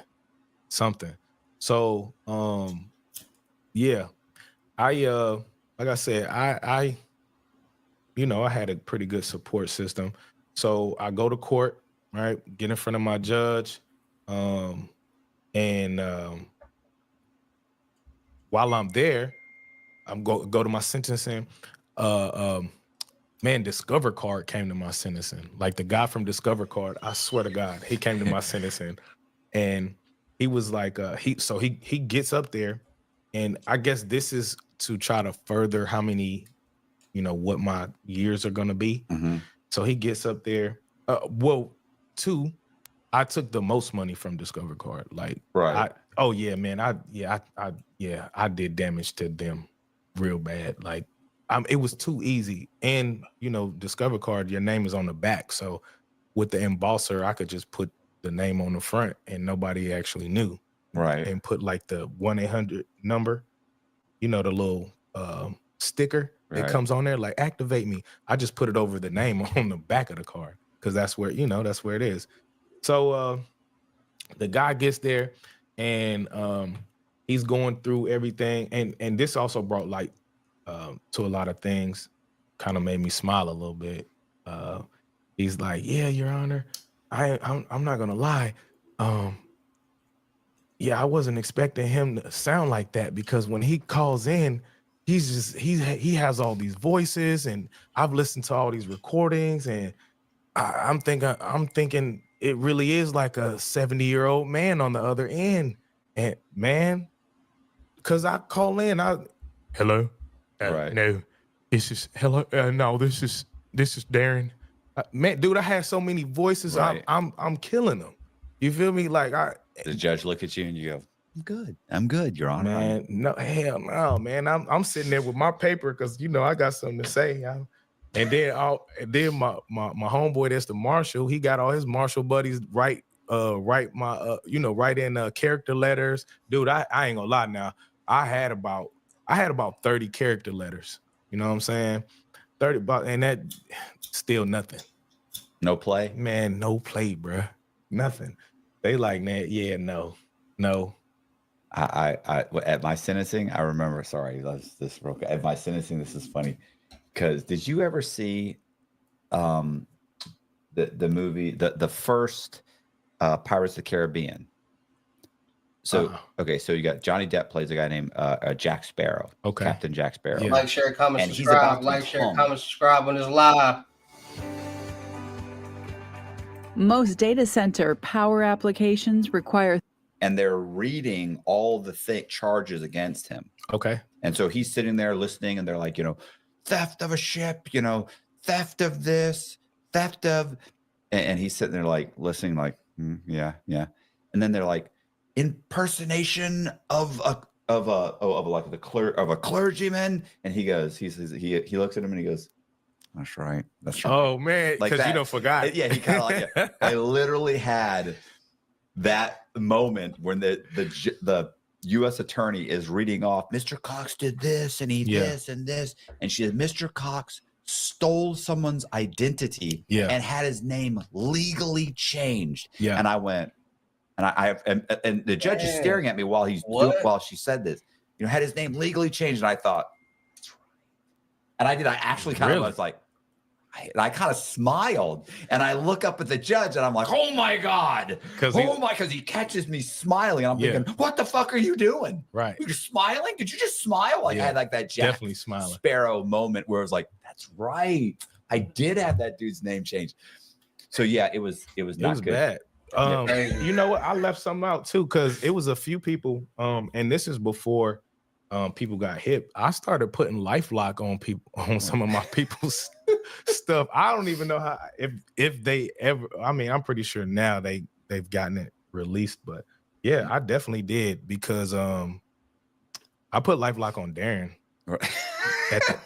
But it was Darren had it coming though. Yeah, but it was I think it was a little too late when I did him. Yeah, man, Darren was a roller. What's LifeLock? I know I probably should know what that is, but I don't. It's identity theft, and it could lock your. Yeah, you can. So it's for identity theft, and let's say that I go to a dealership and try to use your stuff. It's gonna call the actual person. So let's say that I even try to do a credit card in your name or something. It's gonna kick it back. It's not going to allow it to go through. Yeah, it doesn't allow the credit bureaus to provide the information. It locks the credit, so you have to give permission. Yeah, you got to get permission. No. He doesn't want them to be able. So he puts it on. He steals your identity. Yeah. He puts it on you, so that if you go 2 weeks from now to go apply for anything, it won't let you pull your own credit. They're calling him to say, "Hey, somebody's trying to pull your credit," and you're like, So now he knows, like, "Ah, shit." Yeah. Like, fuck, they're fucking. Yeah. So that's that's where I started, like, and this is when LifeLock first came out too. Right. When like, this guy's got his social security number on his he would put his social security number. Yeah, oh yeah. Did you see that? Yeah. So the dude it's so secure. And I'll give you my social security number. And he put it in the ad. Yeah, he did. Now this is the his dude. Identity got stolen by like 8 times. Yeah. Over and over again. Yeah. So LifeLock didn't help. No, that was a bad idea. Yeah, that was terrible. Who does that? I mean, he felt confident that he had something there. Yeah. So Discover Guy, the Discover card guy says all that. And so boom, the judge is like, okay. And he's like, listen, also, like I said, they still charged me with the Corvette along with the money amount. So so that hiked the money amount. That gave me an extra level. That pushed because you over the it pushed me over to 250. Right. It was at 287. Right. So we take the car off. I only probably get 20 in the range of 24 to 36. Right. So, well, I'm gonna get the mandatory too. So I'll get, within that 24 to 36. I'm lying. It's gonna be Business owners have to lead by example, work every day without excuses, with unending energy. That's hard when your accounting and payroll continue. It was so I got the mandatory too. So I probably would have only been looking at probably a year with, right. You know what I'm saying? A year, maybe 16 months added. But with everything, it was 24 for the aggravated. For the aggravated, but then it was also 24 for the wire fraud. So you got 48 months. 5 years probation. Okay. I had 5 years probation. Look, I think they give all the scammers 5 years because all the drug dealers. They typically they'll give a couple of years. That if they really feel like you need monitoring, like, hey, this is somebody who fraud has a very, very high. That's the highest recidivism is fraud. It's not drugs, it's fraud. Right. You know what that has the lowest recidivism rate? What's that? Murder. Almost nobody gets out. And I'm talking about when you get out, not people like, because they never get out. No, this is based on getting out. Right. So the guys that murder somebody and get out, they never murder anybody else. Not never, but I'm sure there's a guy out there. Yeah. But you know what I'm saying? Like, but I'm saying fraud has a high recidivism rate because let's face it, once you've done it once, you realize how easy it is. You've learned all the tricks. Right. And when you get anxious about money, your first thought is, man, listen, that criminal mindset is crazy. Got to run my mind through the 5 rules of rational thinking. Remember that? Oh yeah. I'm going to give you my RDAP book. I don't need it. No, it's comical. It's like me going. It's me. I don't want to say it's not me mocking it because it's not mocking it, but it's very fun. Like it's practically it's basically a comedy. You would laugh your ass off the whole time. You'd just be laughing and laughing because you know how insane it was in there. Man, it was crazy, wasn't it? Yeah. Could you imagine going through there and not needing the year off?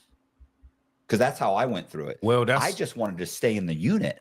Well, okay, so that's kind of what ended up happening. That's what kind of ended up happening with me. So when I got locked up, I get sent down to Edgefield, South Carolina. All right. I'm in Edgefield and I didn't know anything about RDAP when I first got there. I'm just like, all right, I'm gonna do my bid. And it was trash, to be honest with you. The compound was trash. Nobody really had no money there for real. So I messed around and I'm playing with the cell phones. I got there on, I can't make this up. I got there on Wednesday. I had a cell phone on Friday immediately, right? And I'm playing good with the cell phones.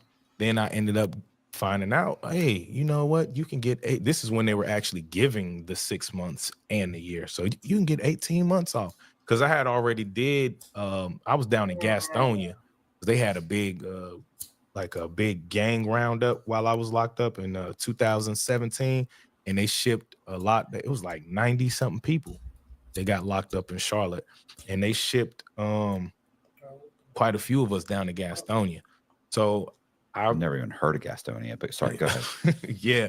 So I was down in Gastonia for, let me see. I was down in Gastonia until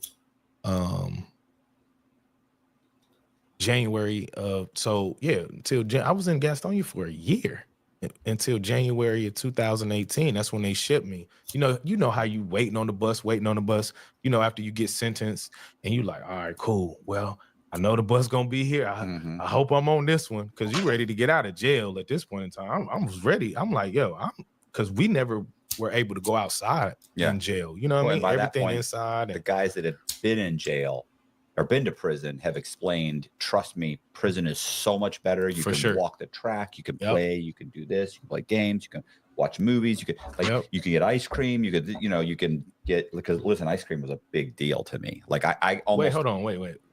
The inmates making the ice cream with the creamer? No. I mean going to commissary and getting an ice cream. Yeah, that's a fact. Yeah. Okay, I remember saying it like it was like 5 minutes of freedom to eat that, 5 or 10 as you were eating it. It was like being free. Okay. I never ate the ice cream. Are you serious? Nah, man. Nah. You didn't even have any time. You weren't even you were still planning on things in the street when you were people were still talking to you. Man, listen. People wrote me off. I was dead. That dude's gone. He's dead. He got 26 years. He's over. It's over. We'll never see him again. It's over for him. Yeah, man. Well, that's how I felt for a little bit. Until I went to prison. So I'm waiting on the bus. I get on the bus, boom, get out there. I'm playing with the phones pretty good. And then I'm like, oh, wow, I can get 18 months off. Yeah. Bro, it's the unit downstairs, RDAP. Oh, let me sign up. Get accepted. Because, sometimes it's a waiting list. Yeah. Did you tell was there drugs in your PSI? Did you tell them that you had a drug problem or? Oh, I'm an alcoholic. Yeah. And, okay, yeah. So they accepted me. So I'm down there and I'm like, okay, cool. I'm coming home as soon because by this time I'm already a year in, right, in jail. Yeah, you got to get to 9 months. You're practically going home. 9 months, I'm going home. Yeah. Man, I'm playing good with them phones though. All right. I'm I'm in RDAP playing good with them. No, that's not good. No, you might as well just go back to go back to your old unit. Might as well go back to my old unit. Yeah. So by that time I get 2 phones. So I got 2 phones now. And me and my homeboy sharing one of them because one of them doesn't work in the unit I'm in, but it was weird. One of them worked in the unit that I was in, and then one did. So vice versa. How can I say this? So the Kyocera worked in RDAP, but the Verizon phone didn't work in RDAP. Okay. But the Verizon phone worked upstairs and the Kyocera didn't. Right. All right. So this particular day, I'm supposed to send one of my phones upstairs. Right. I missed the move. Mm-hmm. Didn't get it. Right. Didn't get it to him. So I'm like, all right, it's cool. Next day, I'll give it to him next day. And mind you, in this particular unit, the phone that did work, I used to have it inside of the water fountain. You know what I'm saying? So I had a lot of them dudes were putting it up in the the drop ceiling. Yeah, and different little they had a few little spots. But my spot was like, the water fountain on the wall. It was kind of loose, stuck it in, boom. Like it was sweet. So the other phone though, this particular day, I slid it up underneath one of the utility doors that nobody ever opens. This day they came in, the next day, swear to God, they came and opened it, right? Open the door. Yeah, they got oh man, y'all heard about the phone in RDAP? Shit, who phone? Huh? And my homeboy like, boy, that was your other phone. Oh my God. The one underneath the, So I'm like, okay, there's what it is. Hey, that's what it is. I haven't been moving funny, right? So I'm at Chow. I'm outside, Only thing is, you know how nosy they are in RDAP though. Like, man, why he was in the bathroom for an hour? Mm-hmm. What's going on with him? He looking. They're watching you. Yeah, they are. Yeah, the inmates are policing you.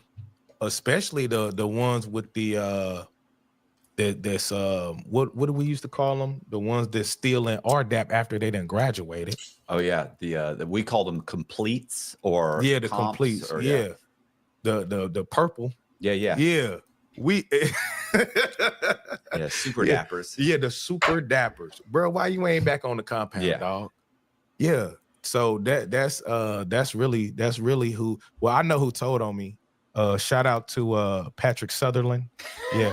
I know you out here in Florida too, man. But I appreciate you though. I do appreciate you though, Patrick, for telling on me. I went to the hole for 5 months, from June till October. Behind that, brother, and lost your year. A potential year and change. Did I, man? And let me tell you, the hole was so bad at Edgefield, like it was terrible.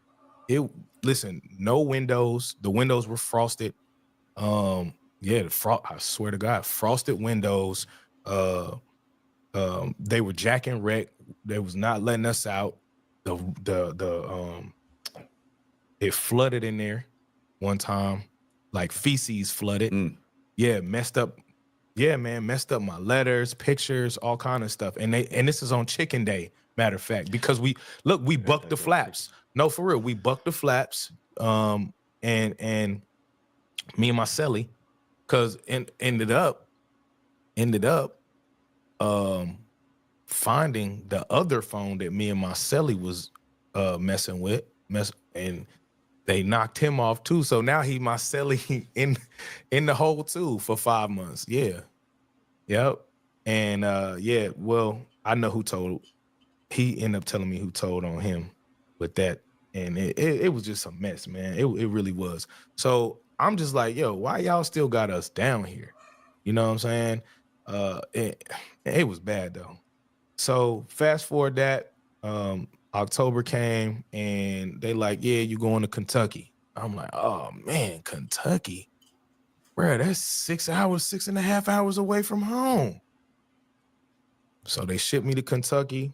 Well, of course, you go back to Atlanta, go from Atlanta, get on Con Air, get it's an experience. Man, did your sandwich still have ice in it? You know what I'm talking about? No, but I remember when they took off.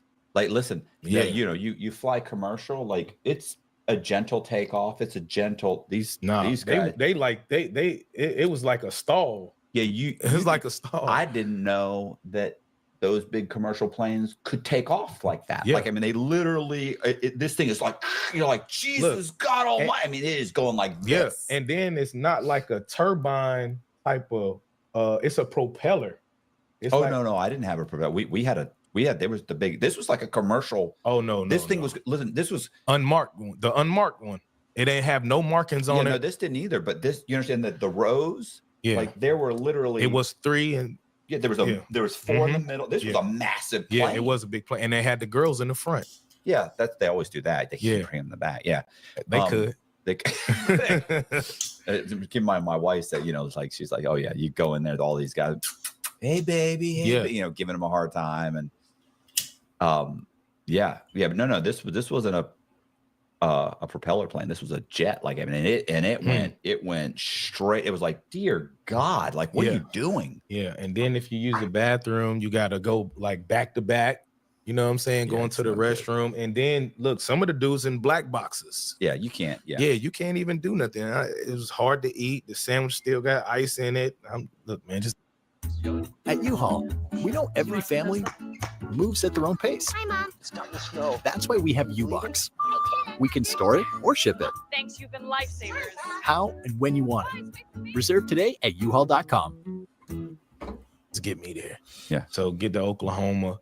I didn't know how long I was going to be in Oklahoma. I was there probably a week and a half.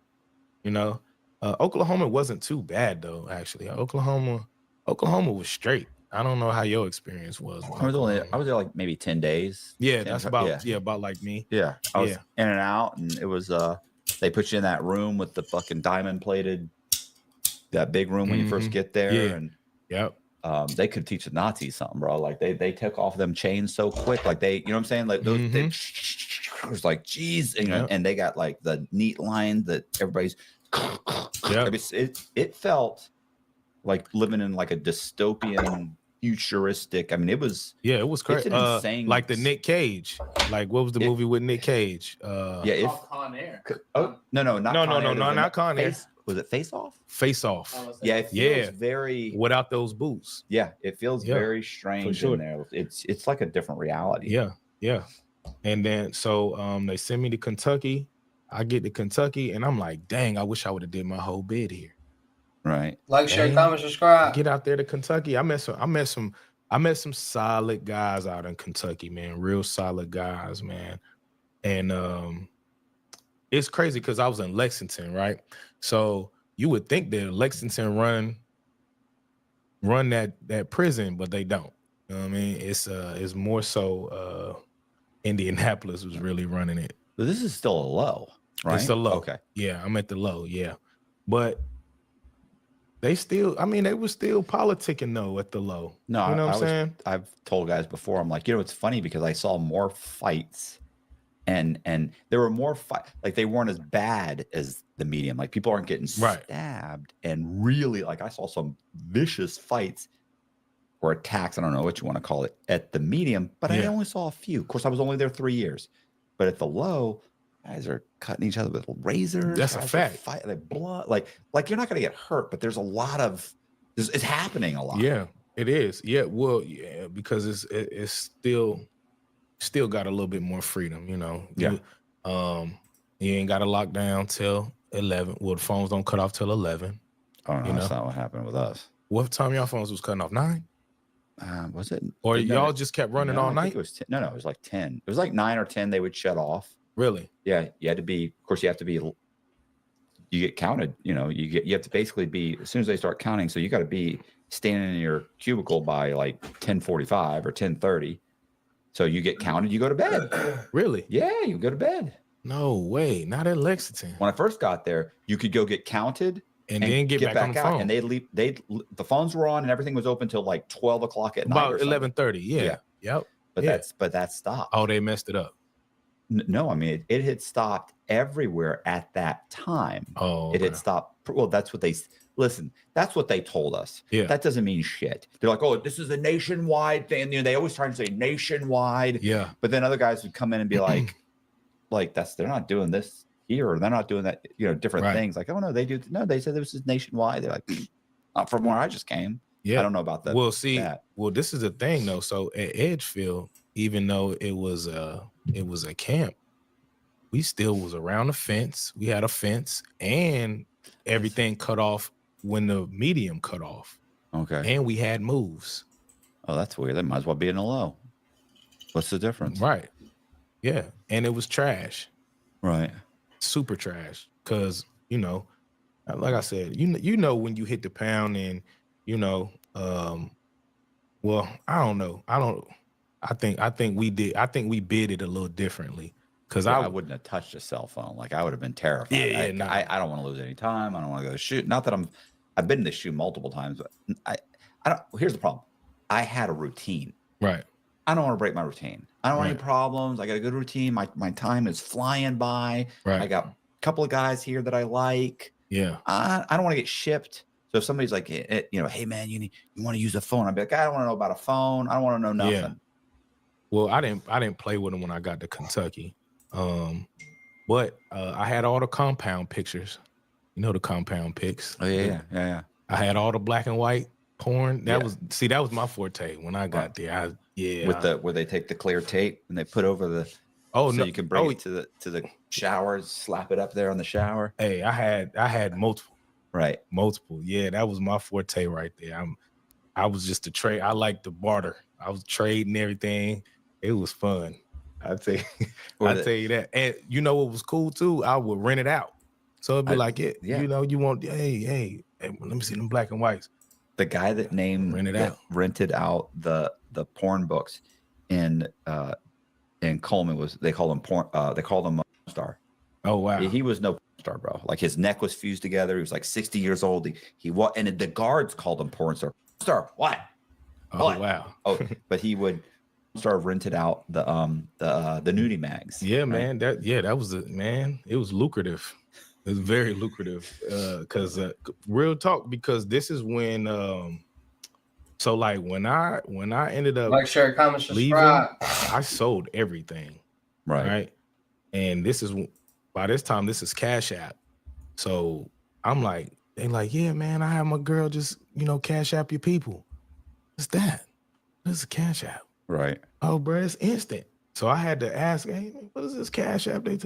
Oh, yeah, go straight to hey, I'm thinking, golly, why didn't I think about? I mean, why this couldn't be out a few years back? Because golly, man, I wouldn't have had to go through so much trouble that I did in the beginning. And I would have wiped a lot of things clean. But yeah, let me think. And I say, in some way, fraud is easier now than it's ever been. And in some ways, it's probably more difficult. Like there's differences, you know? Yeah. Yep. So yeah, man, I went back to RDAP. Okay. Oh, I went to RDAP to get the extra halfway house. Like, share, comment, subscribe. Like, share, that's why I was subscribe. there. I thought I was going to get a year. It didn't do shit, but I thought I'll get the year. And I got and how ironic, I got set back in RDAP in Kentucky as well. For you know how they come in there unannounced. You know what I'm saying? Hey, yeah, we checking rooms today on this floor. Oh my God. It's part of my addiction. Jesus. I'm glad you guys found that. I feel glad you found it. I need to address it. I got problems. I have issues. I'm gonna talk about it. I'll talk about it tomorrow. That's fine. Talk about it in class. We're gonna set you back. Yeah. What? Yeah. What? Yeah, we're gonna set you back. Don't worry about it. Set you back. So that messed me up even further. So I ended up getting like 4.5 months halfway house. Yeah, man, that is what it is. I had a guy in prison. Yeah. Put like $400 or $300. He put $300. I want to say in prison. I think he put $300. Cause I was joking that when I got out, you know, they give you the card. Yep. With your commissary money. I was like, I'm gonna get out with like 87 cents on my card. You know, just like joking about it. And one of my buddies looked at me and was like, what? And I was like, yeah. I was like, because I'm doing this. Like at the very, like, boom, like I only had like $15 and I was going to go to the store, do whatever it was. And it was going to end up being next to almost less than like $1. Right. And I was like, they charge you $1.50 just to get the money. I was like, so I don't even have a chance to get the money. So I was kind of laughing about it. And he was like, huh. And I mean, like a week or two before, probably a week before I got out, before I'm leaving, like a week, I go to get on, you know, TrueLinks or whatever it was. Core Links. So, yeah. And there's $300 on my account. And he had somebody, and he deposited money on my account before. Yeah. Because he was always hitting his spending limit. He's like, hey, let me send you $200. Yeah. Buy me this. And I'd be like, yeah, no problem. Because I never hit my spending limit. Or the phone. Yeah. I never, no, definitely not the phone, because I was using my phone. But I wouldn't let, like, I'm not letting somebody use my phone. You ain't gonna let me use your phone? Fuck no, bro. You're gonna get me throwing the fucking shoe. You're gonna get my shit taken away? Absolutely not. Well, you had shit going on. Right. That's what I'm saying. I have stuff to do. I can't do nothing. But the motherfuckers smoking K2. Of course they're doing it. I'm definitely rocking. I'm not saying you don't need me anyway. There's 10 guys in every unit ready to do it. I got 800 minutes a month. Yeah, for sure. No, I'm not. Yeah. But so I checked and boom, there's $300. And he'd sent me money before. And I looked and I was like, the fuck? And I remember thinking, I don't have time to go to comments, because that's initially my thought was he sent me money because he wants me to buy him something, right? Right. And I thought, I don't have time to buy I'm about to leave. Yeah, I'm leaving like whatever. Like I missed my commissary or whatever it was, and I was like, fuck. So I go, bro, did you put $300 on my books? Because they tell you the name on your it wasn't his name, it was somebody else's, but that person had sent it to me before. I knew it was for him. So I was like, bro, did you? And it was Tommy. I was like, Tommy, did you? And he was like, he said, yeah. And I said, bro, I'm not going to commissary. Like, what are you doing? Yeah. And he looked at me. He said, oh no, that's just for you for getting the halfway house. He said, I know you think it's cute. You're gonna get there with no money and start from. Is what you're gonna need some shit, bro. I was like, oh wow, like you know what I'm saying, like cool man. Guys, right? That's real stand up right there.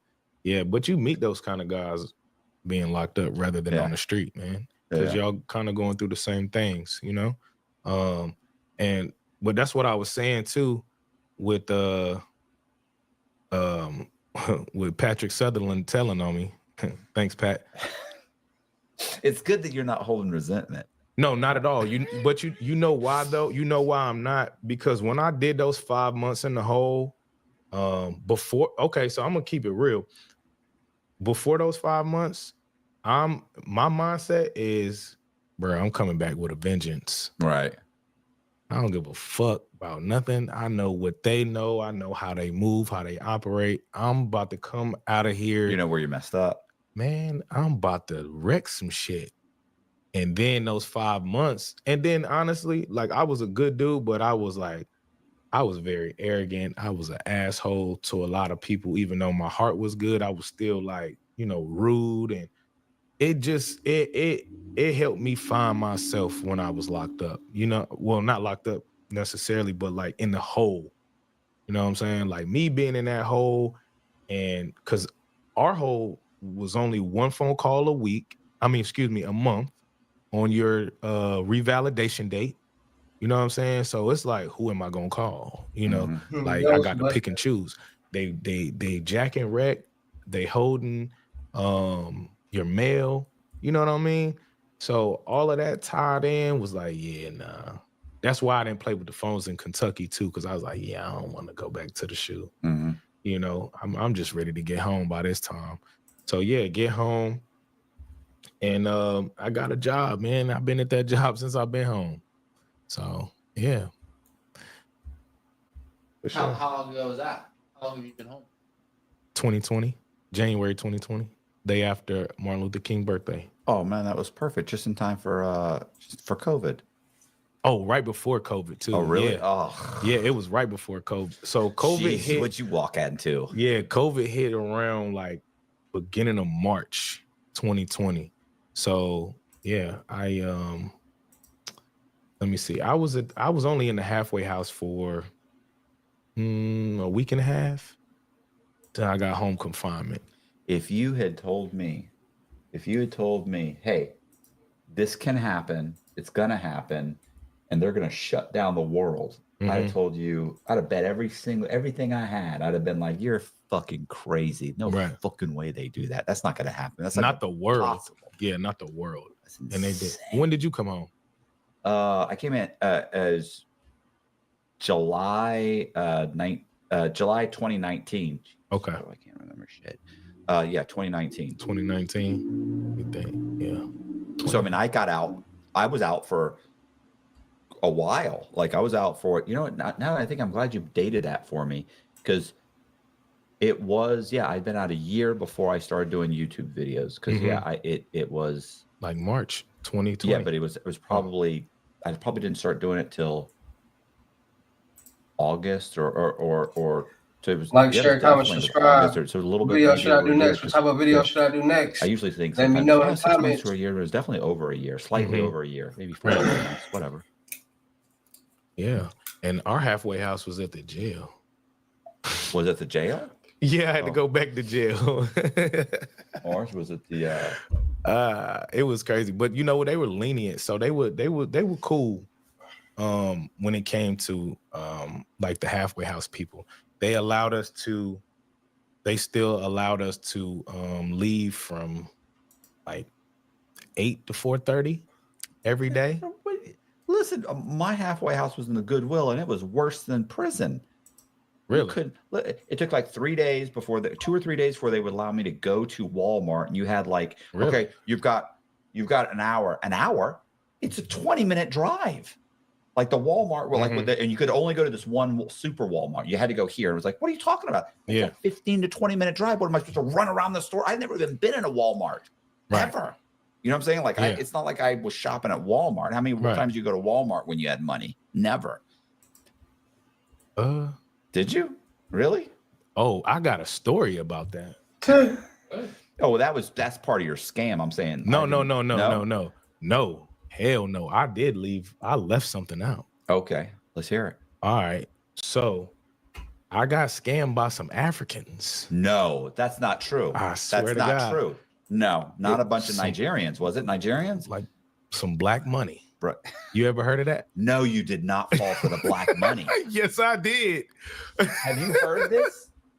You know who I heard it from was the Philly guy who was doing the cars. That's the first time I ever heard of what that was. Oh yeah, I got hit. Yeah, I got scammed, man. This dude named Ali, man. Yeah.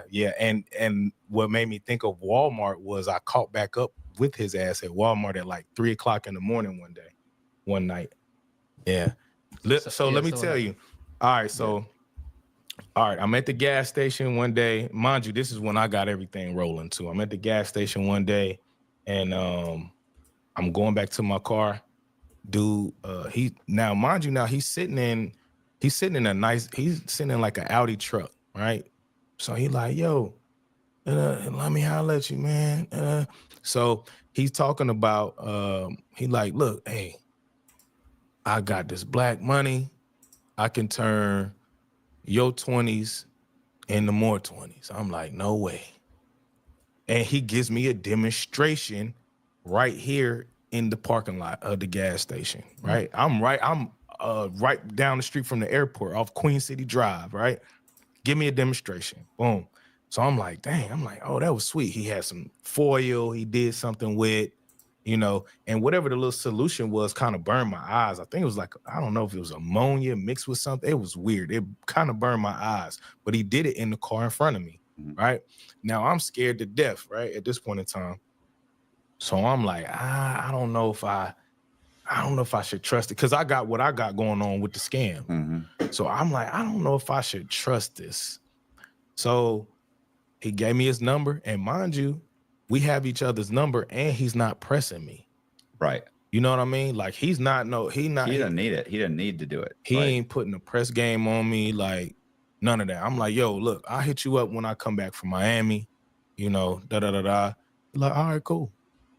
So I come back from Miami. I didn't hit him up. I probably still waited about a month and a half to hit him up. I'm like, man, let me see what this dude talking about. Hit him up. He does another demonstration, right? We out Boardwalk Billy's. He does another demonstration, but he did it for, I think I gave him 200. So look, this is how it went. Black money. Like, share, comment, subscribe. Like, share, comment, subscribe. All right, so it's like a sandwich. Is how he was demonstrating it. But the 20 turns into 60 altogether.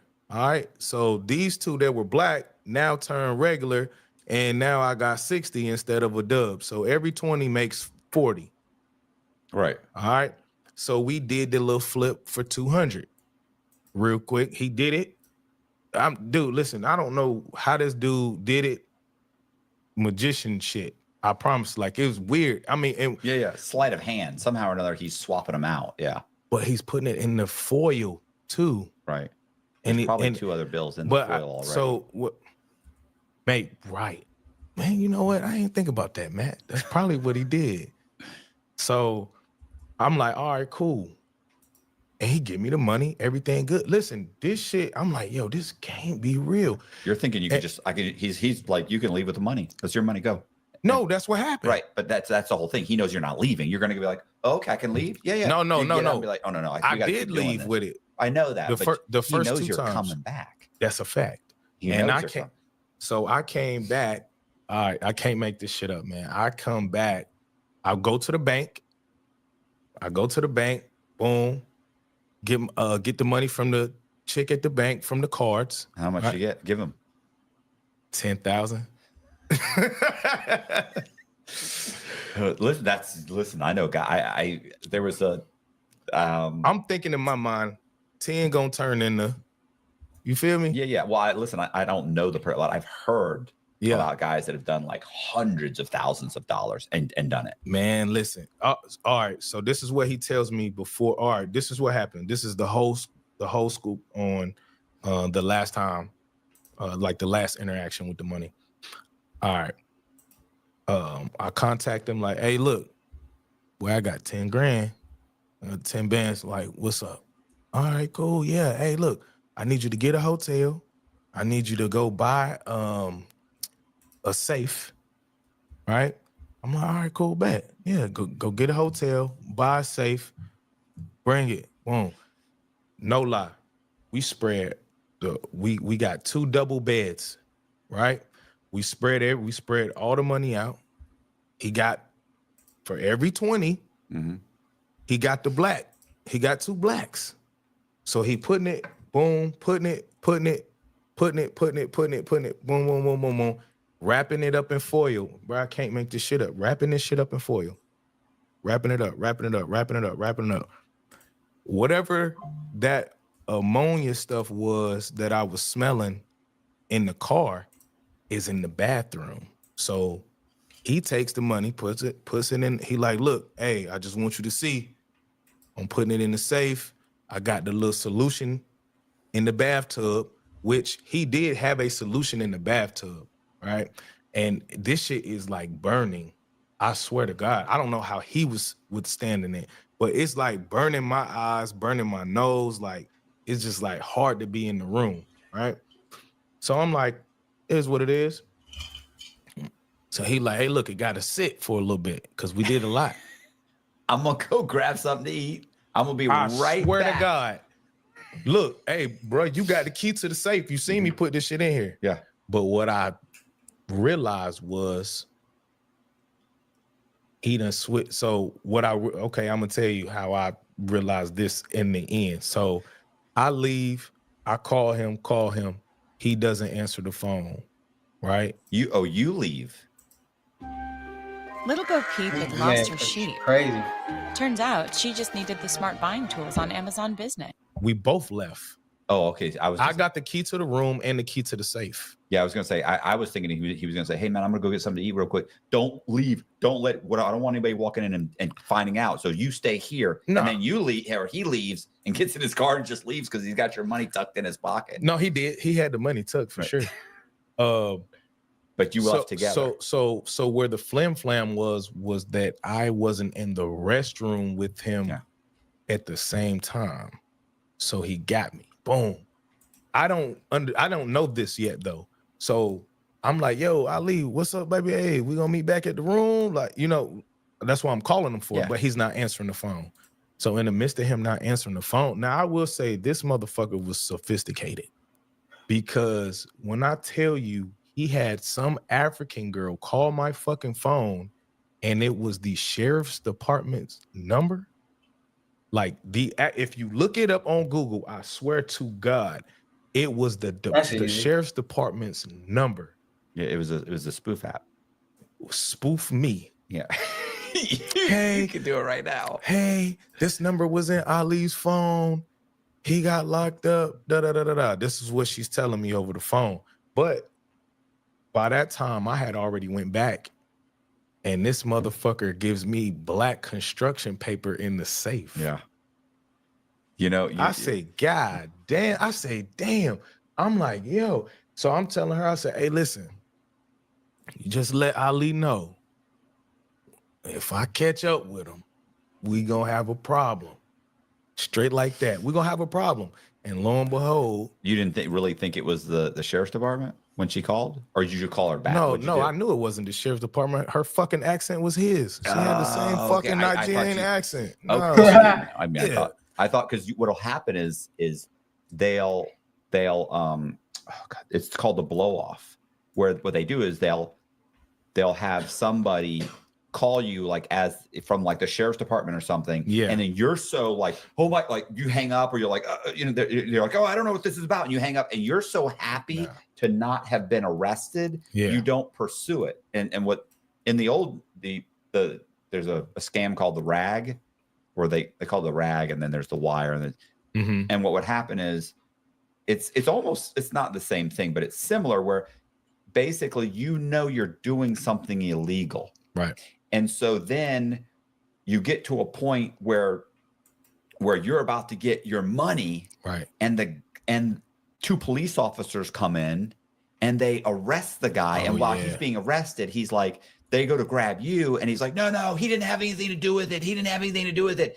And they grab the money, and then you're so happy that you didn't get arrested in the fraud, even though they took your money. Right. You're like, at least I'm not getting arrested. You don't even, you basically take off and you don't ever look back. You're like, yeah, I just lost 20 grand, but at least I didn't get arrested. So you don't pursue it. Right. It's called the blow off. But all three of them. No diddy. Oh yeah. And you're in cahoots. You knew what he was doing was fraud. No, I'm saying the guys that grabbed the money. Oh, of course they're not real police officers, but you don't know. Yeah. So that girl calling you, he was hoping if he'd used like an American woman, she might have been like, she might have, she might have, walked away for sure. You might have seen him in the Walmart a year later and been like, yo, bro, what happened, man? They called the cops. You would have never known. No, I wouldn't have said that.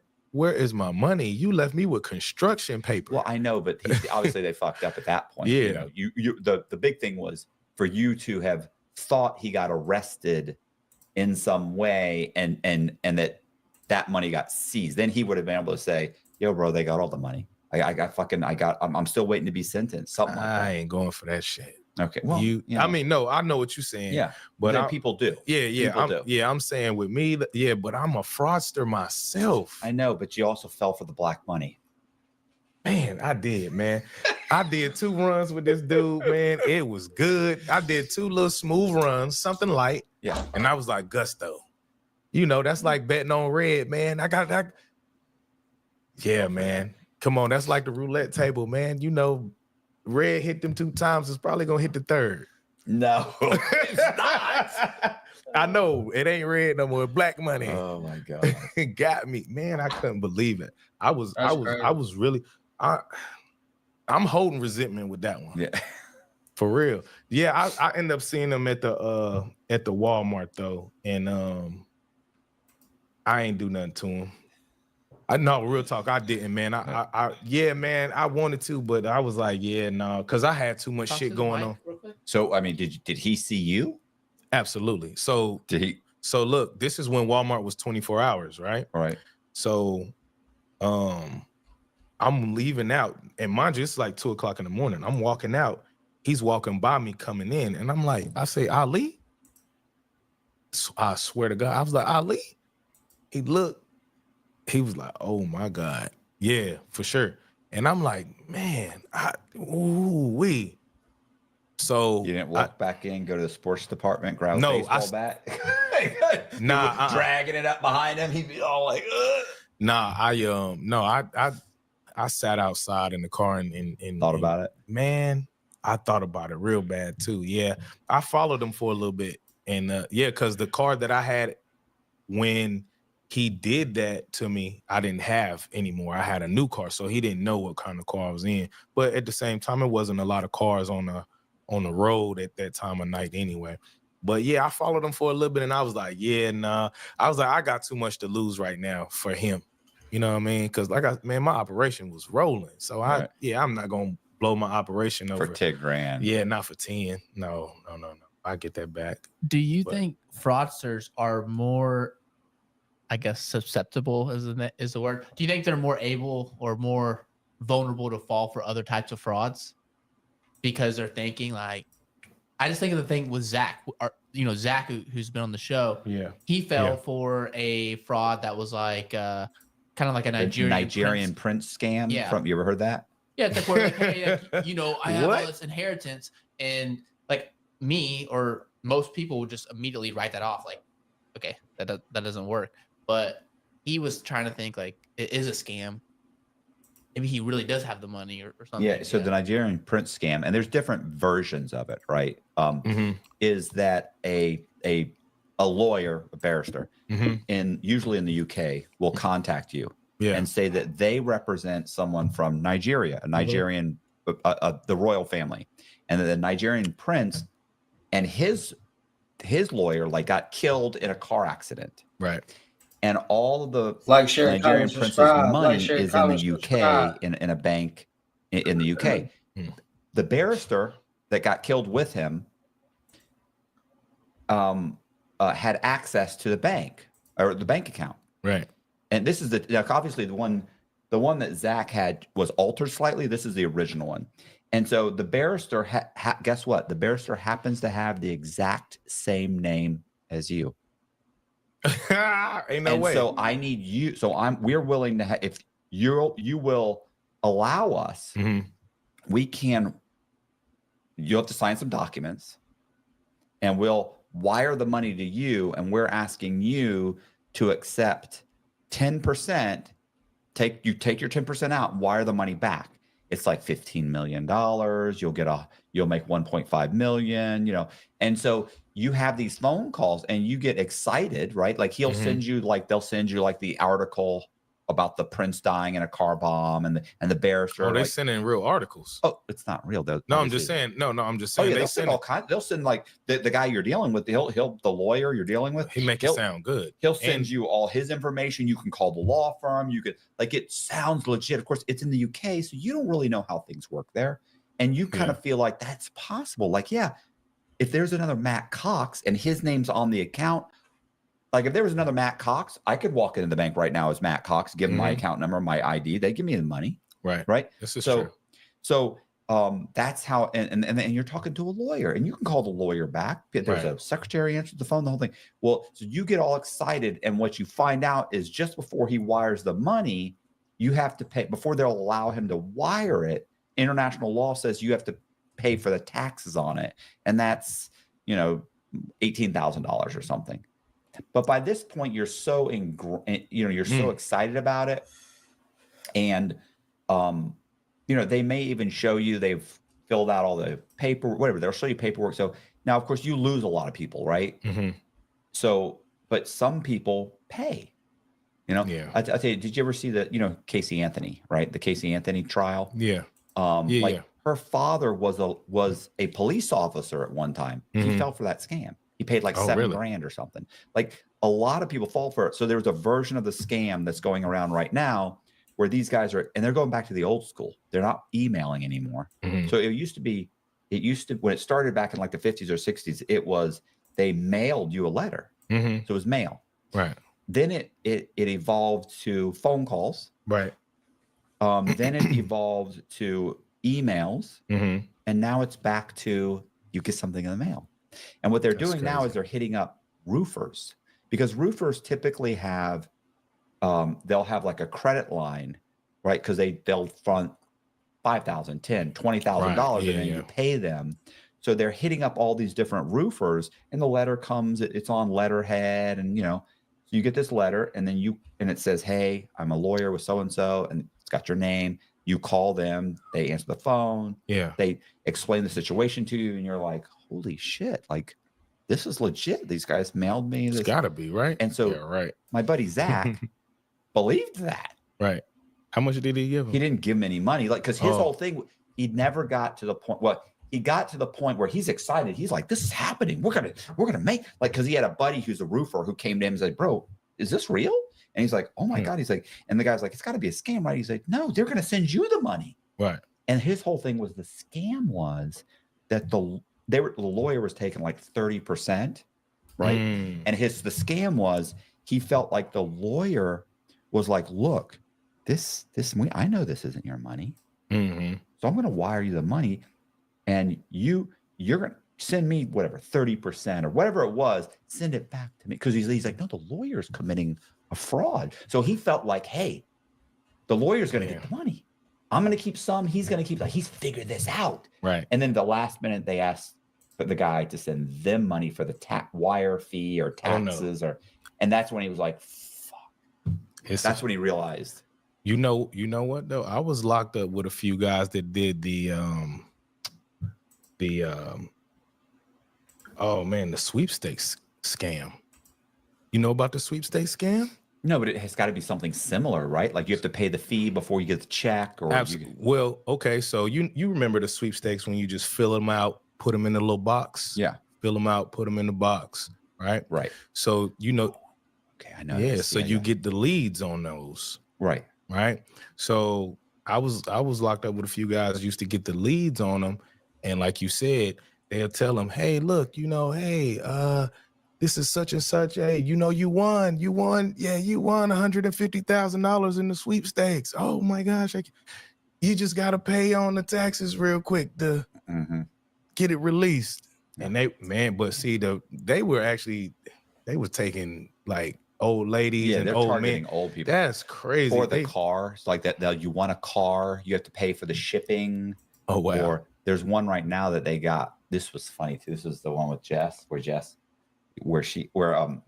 basically this, so they'll go on, people will go on Etsy. Yeah.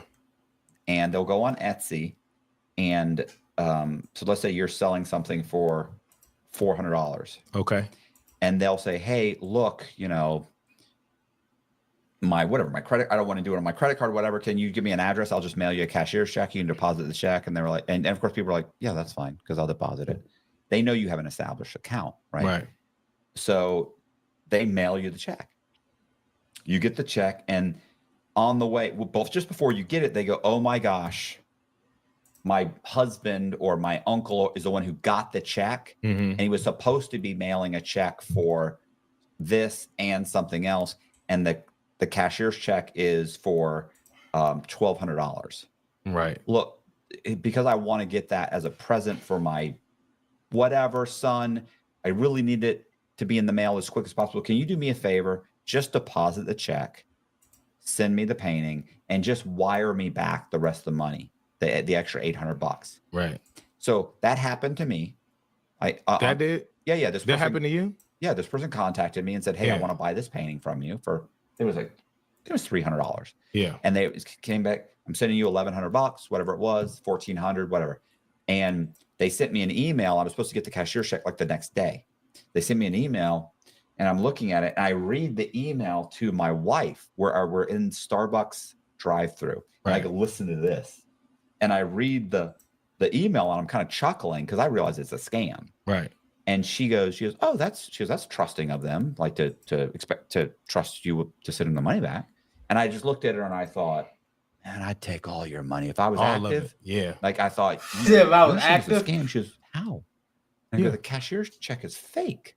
Facts. I'll deposit it. Yeah. It will clear within a day or two. And it's going to bounce back. Right. And it'll bounce back in a week. Yeah. When the bank figures out, they mail that into the originating bank. That bank says, this isn't good. There's no account here with that money. Right. They then take the money. But by that point, I've wired the $800. Right. And she was like, and you get hit with the bounce back. Right. And she's sitting there. She's like, no, but it's a cashier's check. I'm like, no, it looks like a cashier. Like nobody knows it's not a real cashier's check except for the original bank. Right. My bank thinks it's real. They give me the money right away.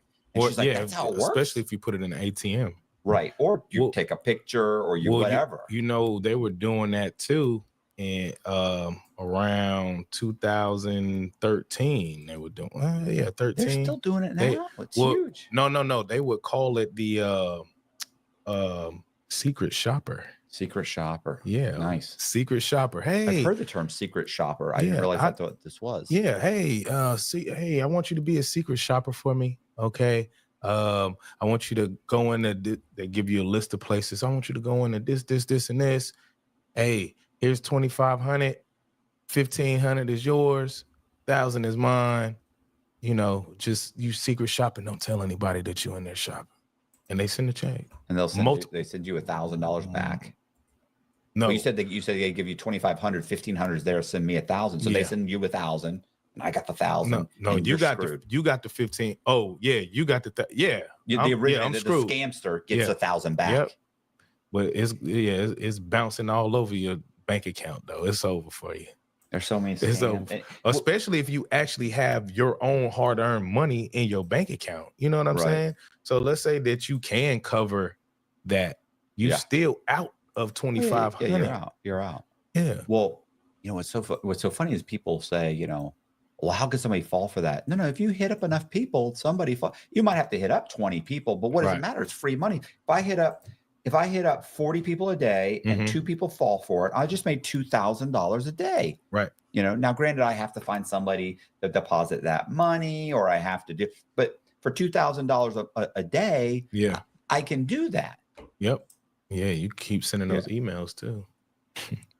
I had a guy who he would go just meet, he'd pull up in a limo. He's buying, whatever they call it, bottle service. He's VIP, blowing money, and he would pick up girls. And this is a guy's complete geek. Yeah. I mean, just this nerdy little fucker. And him and his buddies, and they would go out, and girls, of course, are flocking to them. And then the girls would be like, what do you do? And they go, man, I'm a scamster. I scam. Yeah. And they're like, well, what do you do? And they go, well, you want to get, I make like a couple $100,000, a month. You want to make some money? Like, look, here's what, you got a bank account? And they would convince these chicks, like, let me have $30,000 deposited into your account over the next month and a half. You pull the money out, you keep 10%, which is ridiculous because let's face it, your taxes if you paid taxes on the money. You know what I'm saying? Or it's X amount of dollars. So they take 10 or 20%, whatever their agreement is. They pull out the money in cash, give them the money. And the thing is, the girls don't realize, like, they don't have their real cell phone number. They don't know their real name. Like, it's all part of their scam. Right. And yet I was always like, you're telling me, like, these chicks are letting you deposit? That's the dude that said he got too close and the girl knew his name. You know, his partner. Or homeboy. His partner falls in love with this chick. Yeah, with the chick. Yep. And she told on everything. He was so, I would love to have that was him. good. I would love to have the original guy on this show, because he was so unabashedly I mean, just, he had no shame. He loved what he had done. Yeah. He would, like, his just no shame. It was so over the top, obnoxious. It was funny. Yeah. I mean, in a horrible way. Like, he would do a whole, you know how Dawsey did the whole Mr. Dawsey?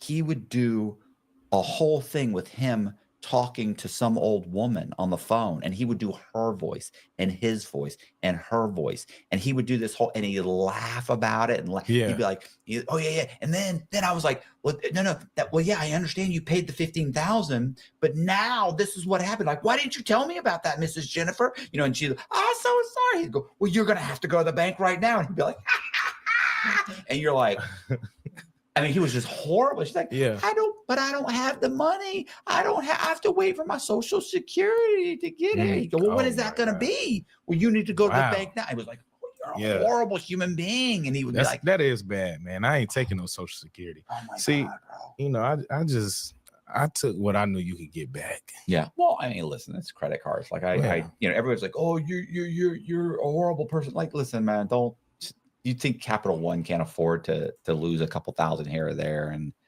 it's not that big of a deal. I mean, I know the right thing to say is you're a horrible person, but you know. So what are we doing? Like, I have to go to the bathroom here. Hey, you guys, I appreciate you watching. Do me a favor, hit the subscribe. Hey man, there's a lot of crazy little scammers out there. A lot of crazy things happening with credit card fraud, bank fraud, defraud, all different types of stuff, man. So make sure y'all stay tapped in. Make sure y'all subscribe, hit the all notification bell. Make sure y'all stay tuned in, because I will be going back live soon. All right, so make sure y'all tapped in so when that notification pop up, y'all know we're gonna have some more scam videos, credit videos, fraud videos, drill videos, prank call videos. We're gonna have it all going on. All right, so make sure y'all stay tuned. Make sure you subscribe to all the channels. It's your boy King Hustle, and I'll see you on a quick second.